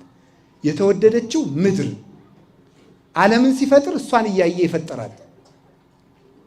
ሲወለድም እሷን አይቶ የተወለደባት፣ ሲሰቀልም እሷን አይቶ የተሰቀለባት፣ ሲያርግም እሷን አይቶ ያረገባት፣ እሷ ባለችበት ሀብተ መንፈስ ቅዱስን የላከባት፣ እንደገናም ደግሞ ሲመጣ በእሷ ሥጋ የሚገለጥባት እናቱ እመቤታችን ቅድስት ድንግል ማርያም ወላዲተ አምላክ ይችም ትባላለች። የተወደደችው ምድር የተወደደችውን ምድር ናቁ፣ እነሱም ምድረ በዳ ላይ ቀሩ። የተወደደችውን ምድር እመቤታችንን የሚንቁ ሰውም እንዳይወዳት የሚያደርጉ ሰዎች በእግዚአብሔር መንግሥት ጽዋ ተርታ ዕድል ፈንታ ሳይኖራቸው መሬት ላይ ይቀራሉ። ምድር ላይ ከመቅረት እግዚአብሔር ይሰውራል። እና እመቤታችን የተወደደችው ምድር ናት። ስለ እሷ መናገር ወይ ግሩም፣ ስለ እሷ መናገር ስለ እግዚአብሔር መናገር ነው። አይሆንልንም እንጂ ደግሞ መናገሩ ራሱ በሆነልን ነበር። ስለ አብርሃም ከተነገረ፣ ስለ ዳዊት ከተነገረ፣ ስለ ሙሴ ከተጻፈ፣ ስለ ዳዊት በተነገረ በሚነገርበት መጽሐፍ ቅዱስ በሚጻፍበት በሚተረክበት ቤተክርስቲያን የዳዊትን አምላክ ስለወለደችው መናገር ነውር ነውን? ስለ ሙሴ በሚነገርባት ቤተክርስቲያን የሙሴን ጌታ የወለደችውን ስለ ድንግል ማርያም መናገር ነውር ነውን? ስለ ነቢያት መናገር ክብር በሆነበት ቤተክርስቲያን የነቢያትን ጌታ ስለወለደች ስለ ድንግል ማርያም መናገር ነውር ነውን? ስለ ሐዋርያት መስበክ የሐዋርያትን ታሪክ መተረክ ክብር በሆነባት ወንጌል የሐዋርያትን ጌታ ስለወለደችው ስለ ድንግል ማርያም መናገር ነውር ነውን? ገንዘብ የማይጠግብ ሰው ገንዘብን እንደ ዝናብ ብታንጠበጥብለት አይጠግብም ይላል ዮሐንስ አፈወርቅ። ክፉ ሰው ስጦታን ሁሉ ቢሰጡት አያመሰግንም። አለማመስገኑ በምን ይታወቃል? አምላክን ወልዳ የሰጠችው ድንግል ማርያምን ባለማመስገኑ። ይህን ውለታን መርሳት ማለት ነው። የፀሐይ ክብሩ ሌላ ነው፣ የጨረቃ ክብሩ ሌላ ነው፣ የኮከብ ክብሩ ሌላ ነው። ሁሉም ግን በእኛ ብርሃን በእኛ ልብ ይኖራሉ። የእግዚአብሔርን ፍቅር፣ የእናቱን ፍቅር፣ የኮከቡም የቅዱሳንም ክብር። ለምንድን ነው ኮከብ የምንላቸው? ኮከብ የምንላቸው ለምን ይመስላችኋል? ጨረቃ የምንላቸው ከዋክብት የምንላቸው ለምንድን ነው? ክርስቶስም ፀሐይ ይባላል፣ እናቱ ድንግል ማርያምም ፀሐይ ትባላለች። አሁን ደግሞ ለይተን ነው እሷ አሁን ፀሐይ፣ ጨረቃ፣ ከዋክብት፣ ድንግል ማርያም ፀሐይ ትባላለች።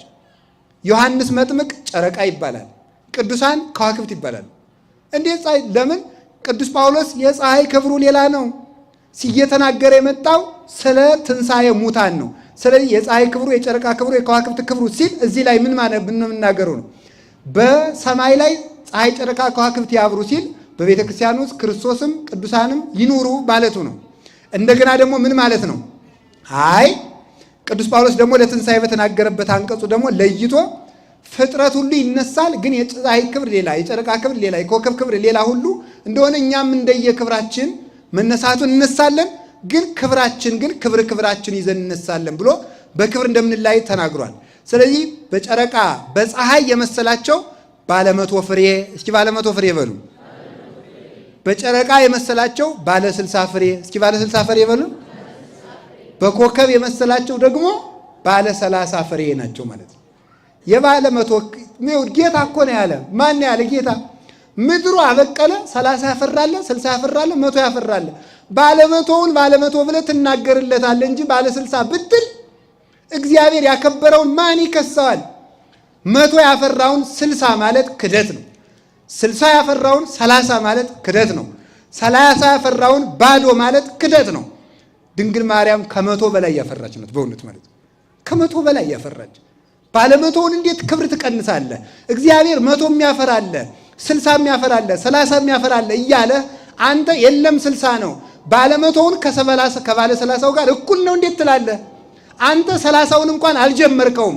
ሳትጀምር ባለ መቶውን ከኔ ከባለ 30ው ጋር እኩል ነው ማለት ትዕቢት ነው፣ ዲያብሎሳዊነት ነው። ባለ መቶ ባለ 60 ባለ 30 አለ ብሎ ለይቶ ባለቤቱ ተነግሮናል።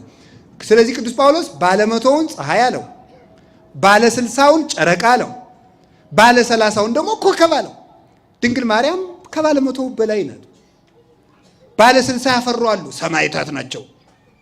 ከዛስ ደግሞ ባለ 30 ያፈሩ አሉ፣ መነኮሳት ናቸው።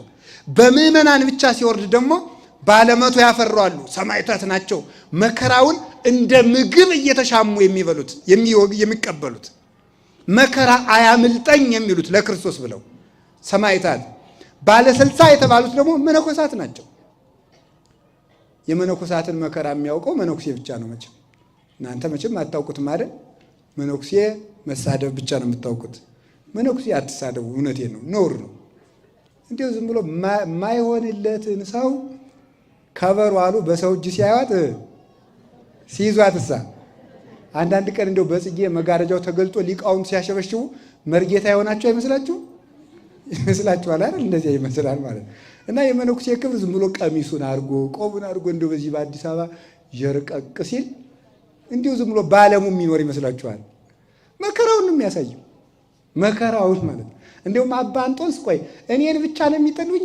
ቆይ እስኪ ልብሱን ይጠሉታል ብሎ ልብሱን ወስዶ በአንድ መቋሚያ ዝም ብሎ እዚያ ላይ አቆመ። አጋንንት መነኩሴ መስሏቸው ልብሱ ጋር ትግል ጀመሩ። የሚገርም አይፈልጉትም። እና መቼም የዚህ ዘመን መነኮሳት እንደ መስቀያ ነን በእውነቱ ማለት ነው። በትክክል ላንኖረው እንችላለን። ልብሱም ግን መከራ ያስቀብላል። ልብሱን ለብሶ መኖር በራሱ መከራ ነው በዚህ ዘመን ማለት ነው። ልብሱን ለብሶ መኖር እንኳ ማለት ነው። እና እነዚህ ግን ትልልቆቹ ናቸው። ባለ 60 የተባሉት እነ አቡነ ተክለ ሃይማኖት እነ አቡነ ገብረ መንፈስ ቅዱስ ናቸው። ባለ 30 የተባሉት ደግሞ ምዕመናን ናቸው። ምዕመናን በአጠቃላይ አምነው የሚኖሩት ሁሉም ግን አንድ ትንሣኤ ይነሳሉ፣ አንድ ዲናር ይወስዳሉ፣ አንድ መንግሥተ ሰማያት ይቀበላሉ። በማን? በእግዚአብሔር ቸርነት። የእግዚአብሔር ቸርነት ሁሉንም መንግሥተ ሰማያት ያስገባል ተብሏል እንጂ ባለ 60ውን ባለ 100 ያስብላል አልተባለም። ባለ 100ውንም ወደ 30 ዝቅ አያደርግም። ይሄን ነው የፀሐይ ክብሩ፣ የጨረቃ ክብሩ፣ የከዋክብት ክብሩ ሌላ ነው ተብሎ የተናገረ። ከቃሉ ጋር ናችሁ? እግዚአብሔር ከሁላችን ጋር ይሁን። ለምንድን ነው ፀሐይ፣ ጨረቃ፣ ከዋክብት የምንላቸው ስንበሉ ቅዱሳን ለምንድን ነው በብርሃን የምንመስላቸው ሲባል አንደኛ ፀሐይ፣ ጨረቃ፣ ከዋክብት የተፈጠሩ እሁድ ጨለማ ከተፈጠረ በኋላ ነው። ቅዱሳንም ብርሃናቸውን የሚያገኙት ከመከራ በኋላ ነው። ሳይዘሩ በቀል ይሆናል አይደል? አሁን ድረስ እኮ ነው ተኝቶ ዝም ብሎ ኢየሱስ ተገለጠል የሚላል ተኝቶ ገደም አድርጎ ተኝቶ ነው። ይሄ ነው ጨለማ ሳይፈጠር የተፈጠረ ፀሐይ ማለት ነው። ማለት ጨለማ ገና ከእሁድ በፊት የተፈጠረ ማለት ሳይዘሩት የበቀለ ማለት ይሄ ነው። ይሄ እግዚአብሔር እኮ ሁሉንም ተመልከቱ። ጥቀ አብይ ግብርከ እግዚኦ ሁሉ በጥበብ ገበርከ ይላል ቅዱስ ዳዊት። አቤቱ ስራ ሁሉ ድንቅ ነው፣ ሁሉንም በጥበብ አደረግከው ይላል። ሁሉንም በጥበብ ለምንድን ነው እግዚአብሔር መጀመሪያ ጨለማን የፈጠረ?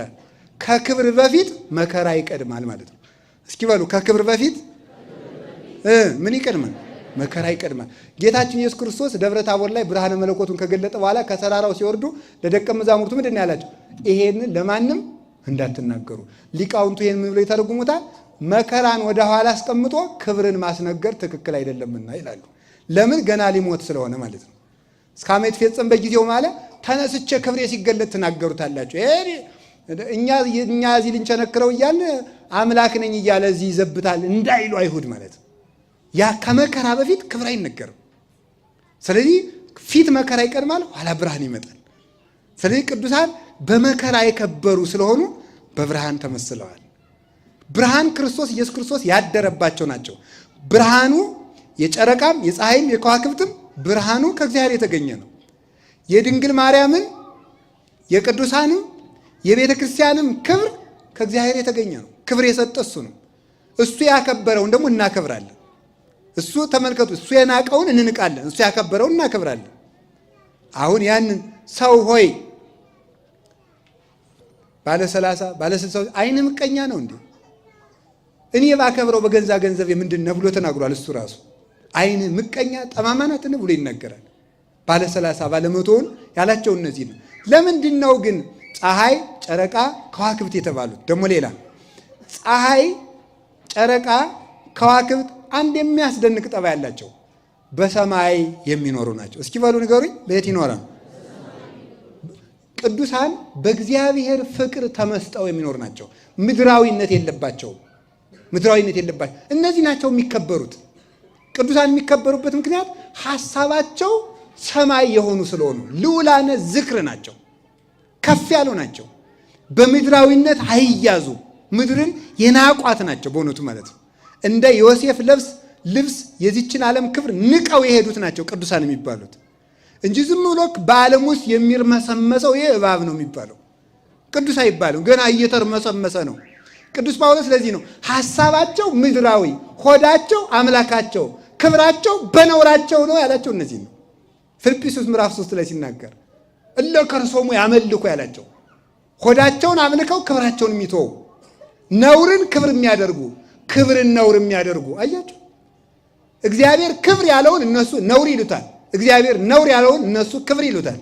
እንዲህ የሚያደርጉ ሐሳባቸው ምድራዊ፣ እነዚህ አሸዋ ናቸው። ዘርህን እንደ ሰማይ ኮከብ እንደ ምድር አሸዋ አበዛዋለሁ ያለው እግዚአብሔር አብርሃምን እንደ ሰማይ ኮከብ ያላቸው ሰማያዊ ልጆቹን ነው።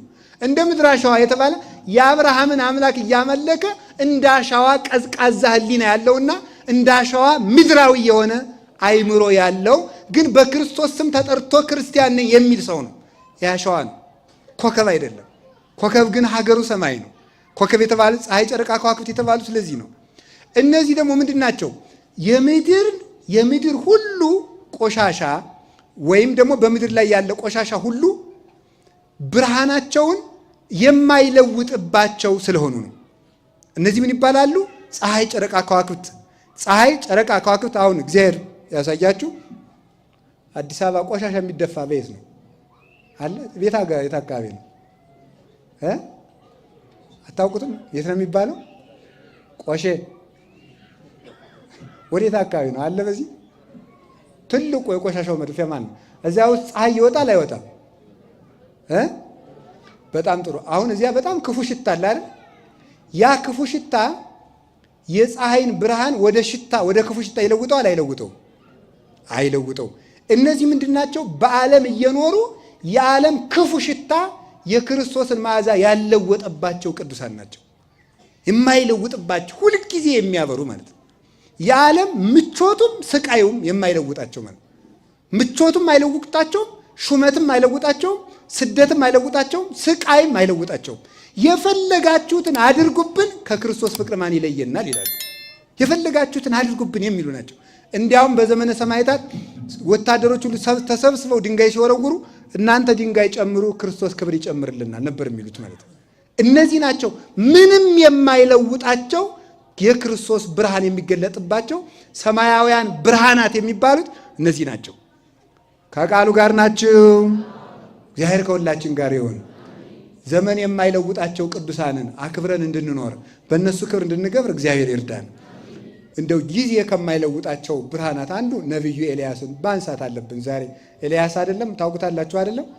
ነቢዩ ኤልያስ ጊዜ የማይለውጠው መቼስ አይደረስ አይደል? አንድ ሐሳብ ትዝ ብሎኝ ነው ነግሯቸዋል። ያን ትዝ ያለኝን ነገር ነቢዩ ኤልያስ ጊዜ የማይለውጠው ብርሃን ነው። እስኪ ጊዜ የማይለውጠው ብርሃን በሉ። ምን አይለውጠውም? ጊዜ አይለውጠውም። እና ያው ታውቁታላችሁ ፍጹም ሲወለድ ራሱ በብርሃን በእሳት ተጠቅሎ የተወለደ ነው። ሲወለድ ነቢዩ ኤልያስ ሲወለድ የእሳት ጸዳል በሰውነቱ ላይ ተስሎበት ነበር የተወለደ እና ያየው ሁሉ ይፈራው ነበር። ያንን እሳት ሊቃውንቱ ምን ይላሉ? ለእግዚአብሔር ያለው የሚነድ ፍቅር ነው ይሉታል።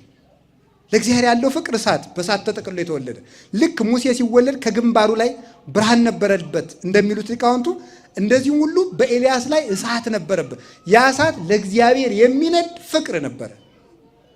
ያንን እሳት ይዞት ተወለደ፣ ይዞት አደገ፣ በድንግልና ኖረ። በድንግልና ሲኖር በዘመኑ የሰሜን እስራኤል ንጉሥ ወይም የሰማርያ ንጉሥ የሚባለው የ10ሩ ነገድ ንጉሥ የሚባለው ማን ነው? አክዓብ የሚባል ሰው ነበረ። ይሄ አክዓብ ወደ ክደት ሂዶ ጣዖት አምልኳል። ይህንን ያደረገው ከጣዖት አምልኮ ሰው ወደ ምንፍቅና የሚሄድበት የራሱ ደረጃዎች አሉ። የመጀመሪያው የማታምን ሚስት አገባ። ቀጥሎ ደግሞ የእሷን አማልክት ተከተለ። ቀጥሎ እሷን አገባ፣ ለእሷ አማልክት አጸድ ሰራ። ከዚያ በኋላ ሰገደላቸው። ወደ ኢየሩሳሌም ለበዓል የሚወጡትን ሁሉ እቀጣለሁ አለ። ለመንግስቱ እንዲደላደልለት ማለት ነው። ይህንን ሲያደርግ ነቢዩ ኤልያስ እየሄደ ይመክረው ያስተምረው ነበር በእውነቱ ማለት ነው። መጨረሻ ላይ ይህ ሰው ጣዖት እያመለከ ግፍ እየሰራ ሲያስቸግር ነቢዩ ኤልያስ አምላከ ኃይል አምላከ እስራኤል ዘቆምኩ ቅድሜሁ ከመ ኢይዘንም ዝናም በእሉ 3 ዓመታት ዘእንበለ በቃለ አፉዬ አለ። ከኔ ካንደበቴ ቃል ሳይወጣ በዚች 3 ዓመት ዝናብ ጠብ አይልም አለ። ይሄም ሁሉ ሰው የጠገበ በዝናብ አብቅለህ በፀሐይ አብስለህ ስለመገብከው ነው። ስለዚህ ዝናብ አይዘንምም ብሎ ሰማይና ምድርን አዘዛቸው። እስቲ እግዚአብሔር ያሳያችሁ። ሰማይና ምድር የሚታዘዙለት ነው ኤልያስ ማለት ነው። ለእነዚህ መታዘዝ ነውር ነው ጎበዝ? ሰው ከሰማይና ከምድር ይብሳል?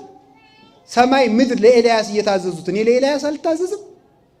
ታዘዙት፣ ጸጥ አሉ። ፍጥረታት ሁሉ ክብራቸውን ያውቃሉ፣ የሚያከብሩትንም ያውቃሉ። እማናውቅ እኛ ብቻ ነን። ፍጥረታት ውሃን ብትሉት ባህርን ብትሉት እንኳን ቅዱሳንን የሙሴን በትር እንኳን ታውቃለች። ማን እንደያዛት ታውቃለች እኮ። በትሪቱን በማን እጅ እንደተያዘች ስላወጣው ክፍል ነው የምትለው። አንዱ የፈርዖን ጠንቋይ ሄዶ ግን ቢቀጠቅጠው ባህሩን ወይ ምንም እምቡጭ ነው የሚለው ውሃው ዝም ብሎ ማለት ነው። በማን እጅ የተያዘ ነው? በሙሴ እጅ የተያዘ ነውና ባህር ትፈራታለች ያችን ብትር። ከዚያ በኋላ ኤልያስንም አወቁት የእግዚአብሔር ክብር ያደረበት ሰው እንደሆነ። ጸጥ አለ። እግዚአብሔር ለኤልያስ ሂድ በቁራ ምግብን ያመጣልህ አለው። ቁራ ምግብን ስለሚያመጣልህ ሂድና በኮራት አካባቢ በፈፋው ስር በዛፉ ስር ተቀመጣለሁ። ቁራ ለኤልያስ ስንቅ እያመላለሰ መገበው ይመግበው ነበር። እግዚአብሔርም ውሃ ፍልቆለት እዚያ ይጠጣል። ለኤልያስ 3 ዓመት ሲቃረብ ድረስ ቁራዎች ምግብ መገቡት። ትዝ ይላችኋል። ቁራ በኖህ ዘመን ውሃ መጉደሉን አይተናል ቢባል እዚያ የወዳደቀውን እየበላ በዚያው ነበር የቀረ። አሁን ግን ስሙን አደሰ። እንዲሁ የእኛ ስም የሚለወጥ መቼ ነው እናንተ? አሁን ስንቅ አቀባይ ሆነ። በእውነቱ የሚደንቅ እኮ ቁራ ሲለወጥ ሰው አይለወጥም። ግን እንደ ትናንት ነው ዝም ብሎ ጉጭ እንዳለ ማለት ነው። ሀኖሩት ይገኛል ዝም ብሎ ማለት ነው። ቁራ እኛም ቀማኛ የነበርነውን ስንቅ አቀባይ ለመሆን ያውቃል። ሊቃውንቱ ግን ምንድነው የሚተረጉሙት? መቼስ መጽሐፍ ቅዱስ እኮ ለነፍሳችን ጥጋብ የተጻፈ የእግዚአብሔር ምግብ እኮ ነው። እና ቁራ ኤልያስ የእግዚአብሔር ምሳሌ ሲሆን በቁራፍ መመገቡ በቁራፍ የመጣውን ኤልያስ ሳይጸየፍ መመገቡ እግዚአብሔር የኃጢአተኞችን ጸሎትና መስዋዕት ሳይንቅ የመቀበሉ ምሳሌ ነው።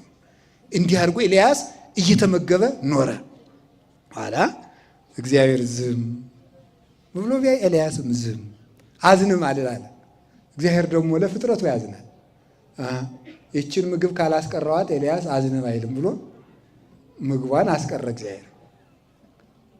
ኤልያስ ቋንም ይፌይቶ ለቋ በቁራም የቁራ ወንበዴ ያለበት እንዴ ያለ ዘወር እያለ የለም። ዋይቱን ምዶ ቢያዝ የለም። 3 ጊዜ እየተመላለስ ቢያይ የለም። ቢያይ ዝም። ኤልያስ ዝም ቁጭ። ምግብ አምጣይን እግዚአብሔር የማይለወጥ ብርሃን ማለት እኮ ይሄ ነው። እንዴት ምግቤን ታስቀርብኛል አትሉ እናንተ ብትሆኑ? አንተን ብዬ ወጥቼ እንዴት ምግብ ወዴት አጣ? በጸሎቴ ነው ይህን ዝናብ እሺ ሰማይ የለጎመ ጸሎት እንዴት ምሳ ያሳጣኛል ብሎ አለማጉረምረሙ ይደንቅ። ቁጭ ረሃቡን ታግሶ በረሃብ ሊሞት አይደል? ትዕግስቱም ድንቅ ነው ብሎ እግዚአብሔር መጣ።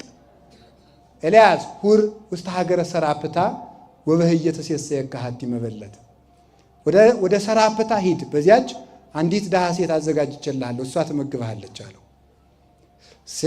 ሲሄድ ወረከባ እንዘ ተአጥብ ዕፀወ ይላል፣ ጭራሮ ስትለቅም አገኛል። አንቺ ሴት እንደምን ዋልሽ? እባክሽ ውሃ ስጭኝ አላት። በኤልያስ ጊዜ ውሃ አለችው። እሱ ነውና ማለት ነው። ማን መስሎሻል አላለም። እባክሽን ውሃ አላት። እሺ አለችው። በዚያውም ውሃ የምጠጣበት ቁራሽ እንጀራ አምጪልኝ አላት። አይ እኔ ያለችኝ እፍኝ ሙሉ ዱቄት ናት፣ በማሰሮዬም ትንሽ ዘይት አለች፣ ያችንም እኔም ልጄም አንተም በልተናት እንሞታለን፣ ከዚህ በቀር ሌላ እንደሌለኝ እግዚአብሔር ያውቃል አለችው። ደግ ሴት ነበረች በእውነቱ ማለት ነው። እና እግዚአብሔር ያውቃል። እንግዲያስ ሂጂና ቶሎ ጋግሪው፣ ስትጋግሪ ግን ረሃብ ጸንቶብኛልና መጀመሪያ ለኔ አምጪልኝ፣ ለአንቺና ለልጆችሽ ኋላ ትጋግሪያለሽ አላት። አሁን ሊቃውንቱ ምን ይላሉ? ኤልያስን ያህል ጀግና ቁራ ቢቀር ውሃ ቢደርቅ ዝም ያለ ጀግና እርቦት ለምግብ ሳስቶ ሳይሆን መጀመሪያ ከምትበሉት ሁሉ ለቤተ ክርስቲያን ስጡ ሲል ነው ይላሉ ሊቃውንቱ ማለት ነው እንጂ ኤልያስ ለምግብ ተጨንቆለት አይደለም። በእውነቱ አለመጨነቁ ነው። አላሳያችኋለሁ። መልአክ እየገለገለው ሁሉ አልበላም ብሎ እየተኛ ማለት ነው። ቢደረግ ቢሰራ እምቢ ብሎ ነበረ። ስለዚህ ነቢዩ ኤልያስ መጀመሪያ ለቤተ ክርስቲያን፣ መጀመሪያ ለምን በሉ ንገሩ እንጂ እናንተ ግን መጀመሪያ ማንም ይበላል እና መጀመሪያ ስለምትበሉ መከራም ሲመጣ መጀመሪያ የሚደርስባችሁ በዚህ ነው። እና መጀመሪያ አትብሉ፣ የመጀመሪያውን ለእግዚአብሔር ስጡ፣ ቅድሚያ ለቤተ ክርስቲያን ስጡ ለማለት ነው። ያንን አደረገ። እዚያ ገባ። ያላትን ስላቀበለች ስለሰጠችው ቤት ሁሉ በረከተላት። አሁን ትንሽ ነገር ኑሯችሁ ያችኑ እግዚአብሔር አምጧት ቢል ምን ትላላችሁ? አሁን ኑሮ ተወዷል አሉ። ዘይትም ተወዷል፣ በርበሬም ተወዷል። ምን ያልተወደደ ነገር አለ ማለት ነው? እኔ የገረመኝ እኔ አላውቅም ነበርና ሻይ 10 ብር ገብቷል ተብሎ ሰምቼ በጣም ግርም ምን ያለኝ ገዳሙ ስለሚያበላኝ ነው እንጂ ስለማልበላ አይደለም ማላውቀው። ግን ሀሳብ የለኝም ለካ ብዬ በጣም ገረመኝ። ሻይ 10 ብር እኔ ድሮ 30 ሳንቲም ሳለ ነው የማውቀው። ያም ተወዶ በ10 ሳንቲም 10 ዳቦ የሚሸጥበት ጊዜ ምን ያውቃለሁ በእውነቱ ማለት ነው። እንዴት እንደዚህ ይሆናል? በጣም ይገርማል። ግን አሁን እንደዚህ በዚህ ዘመን 2000 ብር ደመወዝ ኑሯችሁ አስራት አውጡ ብትባሉ ምን ትላላችሁ? ኑሮ ባይወደድ እሺ፣ ግን በዚህ ሰዓት እንዴት ላወጣ እችላለሁ ነው የምትሏል። ግን ያለን መስጠት የሌለን ያሰጣል። ያለን ሲሰጡት እግዚአብሔር ደግሞ የሌለ አምጥቶ ይሰጣል። ይህ ነው መስጠት ማለት። ይቺ ሰው ያላትን ሰጠችው፣ ያላትን ሰጠችው። ኤልያስ ደግሞ የሌላትን ጨመረላት። እግዚአብሔር ይበርክት ብሎታል፣ ይበርክትልሻላል። ቅዱሳን ኤልያስ ሲገባ ዝናቡ እስከሚዘንብበት ጊዜ ድረስ ዱቄቱ ሳይጎድል ዘይቱም ሳይጎድል ኖረ። ማን? የእግዚአብሔር ሰው ኤልያስ በቤቷ ስለገባ። የእግዚአብሔር ቅዱሳን በቤታችን ሲገቡ በረከታችን ሁሉ የሞላ ይሆናል። አጋንንት ከመቤታችን ጀምሮ ቅዱሳንን ከቤታችን እንዲወጡ የሚለፍብን በረከት የለሾች ለማድረግ ነው። በረከት የሌለን ሰዎች እንድንሆን ነው። ኤልያስ ሲገባ በረከት ሞላላት። ይቺ ሰው ይበርክትልሽ አላት። ኋላ ደግሞ እዚያ ምዶ ነቢይ ኤልያስ ዝም አለደው። እግዚአብሔር ደግሞ ለፍጥረቱ አሰበ። ይጠይቀኝ እንጂ ብሎ ማለት ኤልያስ እንዲሁ እግዚአብሔር እኮ ቅዱሳን እንዴት እንደሚያከብረ እግዚአብሔር ሰው ነው ትዕቢተኛ እንጂ እግዚአብሔር ደግ ነው። እኔ የፈጠርኩት ሰማይ ነው፣ እሱ ቢገዝ ታዲያ እኔ እንግዲህ ላዝንም እንጂ አላለም። እሱ ለእኔ ብሎ ይሄን ያህል መከራ እየተቀበለ እኔም ከሱ ቃል ሳላገኝ አላዘንም ብሎ እግዚአብሔር አላዘን ብሎ እግዚአብሔር የኤልያስን ቃል አክብሮ ኖረ። እግዚአብሔር ያከበረውን ቃል ሰው አያከብርም፣ አከበረው። ኋላ ልጇን አስታቅፈው ውሃ ሄደች። እንደታቀፈችው ሞተ ያ ሕፃን። አንደኛ ነቢየ እግዚአብሔር ነኝ እያለ የሰው ልጅ ታቅፎ ሲሞት ጸሎቱ ምንም የማይጠቅም ሊሆን፣ ሁለተኛ ደግሞ ልጁ እሷ ሳትኖር የሞተ ነውና ገሎብኝ ነው ብትልስ? ኤልያስ በዚህ ጭንቀት ውስጥ ዋለ። እንግዲህ ያ ነፍሰ ገዳይ መጣ እባላለሁ እንጂ ማን ነቢየ እግዚአብሔር ይለኛል ብሎ ነቢዩ ኤልያስ ታቅፎ ከሰገነት ላይ አውጥቶ 7 ጊዜ እየወደቀ እየተነሳ ጸለየለት። ሕፃኑ ተንቀሳቀሰ። በጸሎቱ ሲንቀሳቀስ ያ የሞተው ሕፃን ተነሳ። ኤልያስ የወደቀው የተነሳው አበው በትውፊት እንደሚተረጉሙት 7 ጊዜ ነው። ይሄ ሙታን ወደ ቤተ ክርስቲያን ሲሄዱ በ7 ምዕራፍ የሚደረግ ለሙታን የሚደረገው ፍትሐት ነው። ሕይወት ያገኙበታል ማለት ነው። ሕይወት ያገኙበታል። ሰውየው ቢሞት ቤተ ክርስቲያን አትሞትምና እግዚአብሔር ደግሞ የሕያዋን አምላክ ስለሆነ በክርስቶስ አምኖ የሞተ ሰው ሙት አይደለም። ሙታን አንዳች አያውቁም ተብሎ የተጻፈ በምግባር የሞቱ በሃይማኖት የተቀበሩ የአጋንንት ልጆች ናቸው። የክርስቶስ ሰዎች ግን ሙታን አይደሉም። አስነሳው። ያ ያስነሳው ዮናስ ነው። የኤልያስ ጸሎት ሙት ይቀሰቅሳል። የቅዱሳን ጸሎታቸው ለሙታንም እንኳ ቢሆን ሕይወት ያሰጣል፣ ግዳጅን ይፈጽማል። ልጇ ተነሳላት። ከተነሳላት በኋላ ምን አደረገ? ነቢዩ ኤልያስ እግዚአብሔር ሂድና ለአክዓብ ተገለጥለት፣ ዝናብ ላዘንብነኝ አለው። ሄደ። ንጉሡ ውሃ ፍለጋ ኤልያስን ቢሰማ ከቤተ መንግሥቱ ተከብሮ ይኖር ነበረ። ኤልያስን ሲያሰድደው እሱ ከመንበሩ ወርዶ ውሃ ፍለጋ ተሰደደ።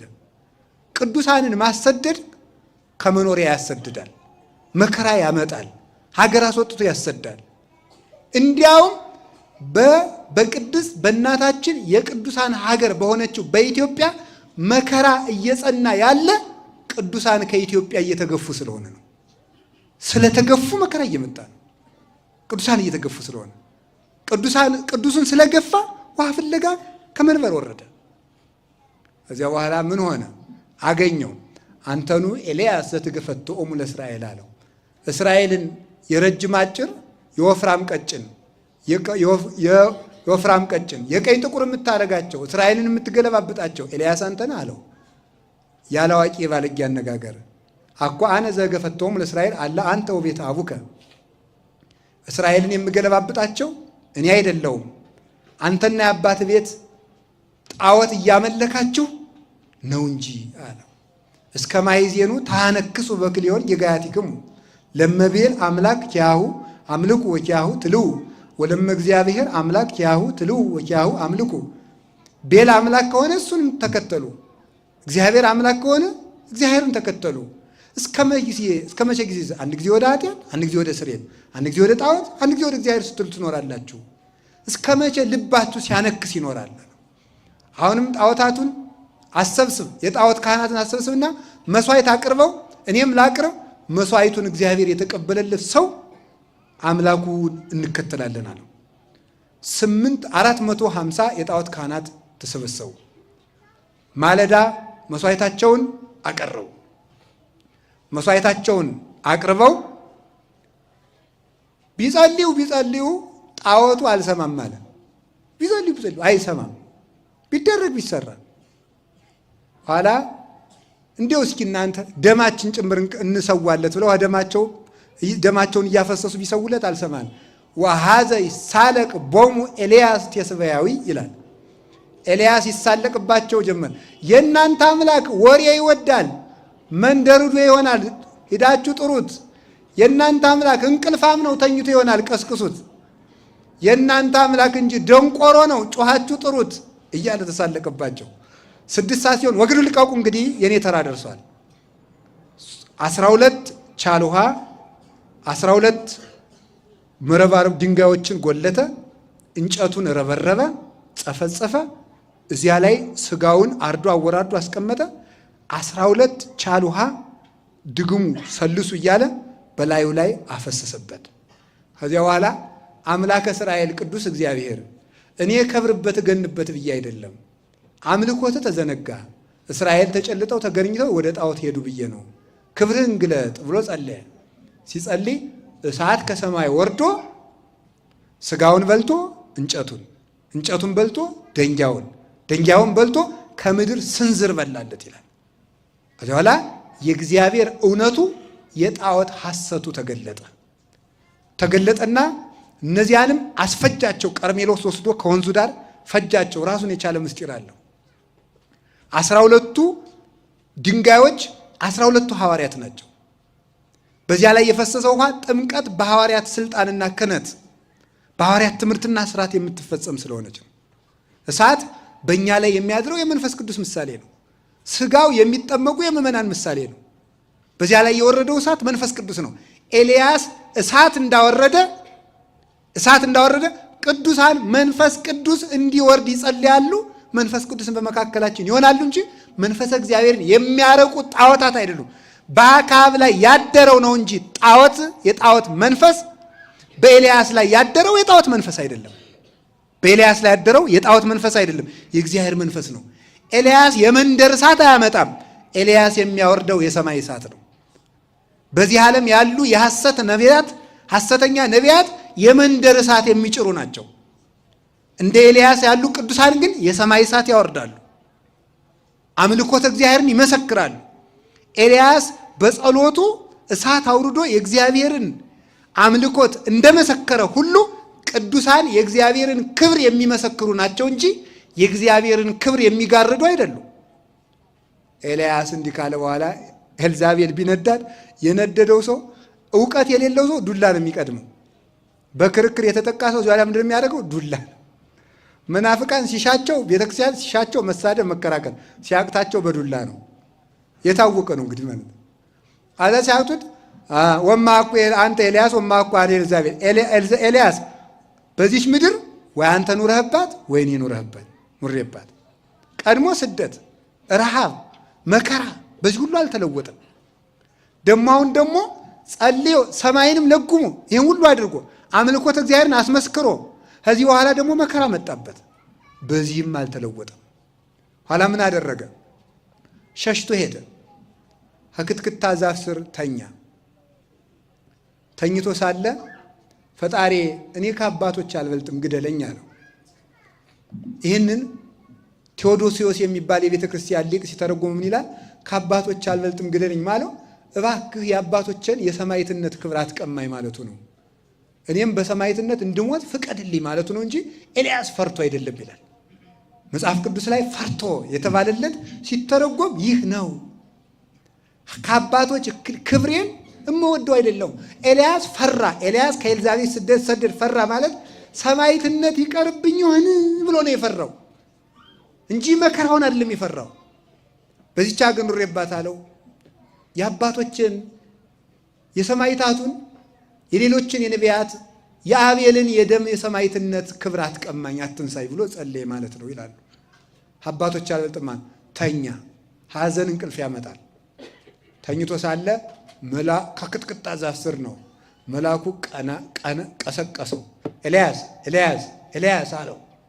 ቀና ሲል እንጀራ በመሶበ ወርቅ የሚጠጣ ነገር ደግሞ ውሃ ማለት ነው በማሰሮ አገኘ። በላ። ረሃቡን ፈጭ። ትንሽ ቀምሶ ተኛ።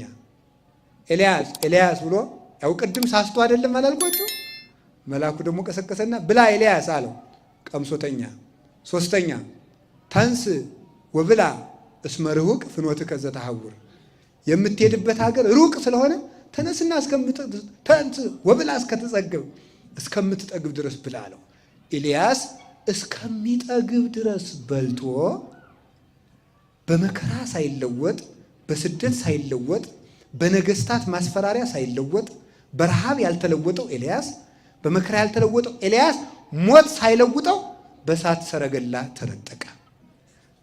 በሃይማኖቱን በመከራ ያለወጠ እግዚአብሔር ደግሞ ክብሩን ሳይለውጥበት የማይለወጥ ክብር ይሰጠዋል። የቅዱሳን አምላክ ሁላችንን የሚያክብራል። ምን ይመስላችኋል? ያ መሀል ላይ ክትክታይቱ ቤተ ክርስቲያን ናት። ኤልያስ የተኛባት ክትክታ ማለት ሁላችን የምንጠጋባት ቤተ ክርስቲያን ናት። ከትራሳችን ያለችው መሶበ ወርቅ እመቤታችን ናት። ወርቁ ንጽሕናዋ ነው። ከውስጡ ያለው ኤልያስ የተኛ ከትራሱ መሶበ ወርቅ ነበረ። ነቢያት የሞቱት መሶበ ወርቅ ድንግል ማርያምን እያዩ ነበረ። ከዚያ ውስጥ ህብስተ ሕይወት ክርስቶስን ተስፋ አድርገው ነበር የሞቱት። እዚያ ላይ ያንን ተመገበ ማለት ምዕመናን ያንን ይመገባሉ። ህብስቱ ኢየሱስ ክርስቶስ ነው። ያንን በልቶ ኤልያስ በሳት ሰረገላ ተነጠቀ፣ አረገ ማለት ከመሶበ ወርቂቱ ከድንግል ማርያም የተገኘውን ስጋና ደም ተቀብለው ምዕመናን ሞት ሳይሽራቸው በክብር ተነስተው መንግስተ ሰማያት ይገባሉ ማለት ነው።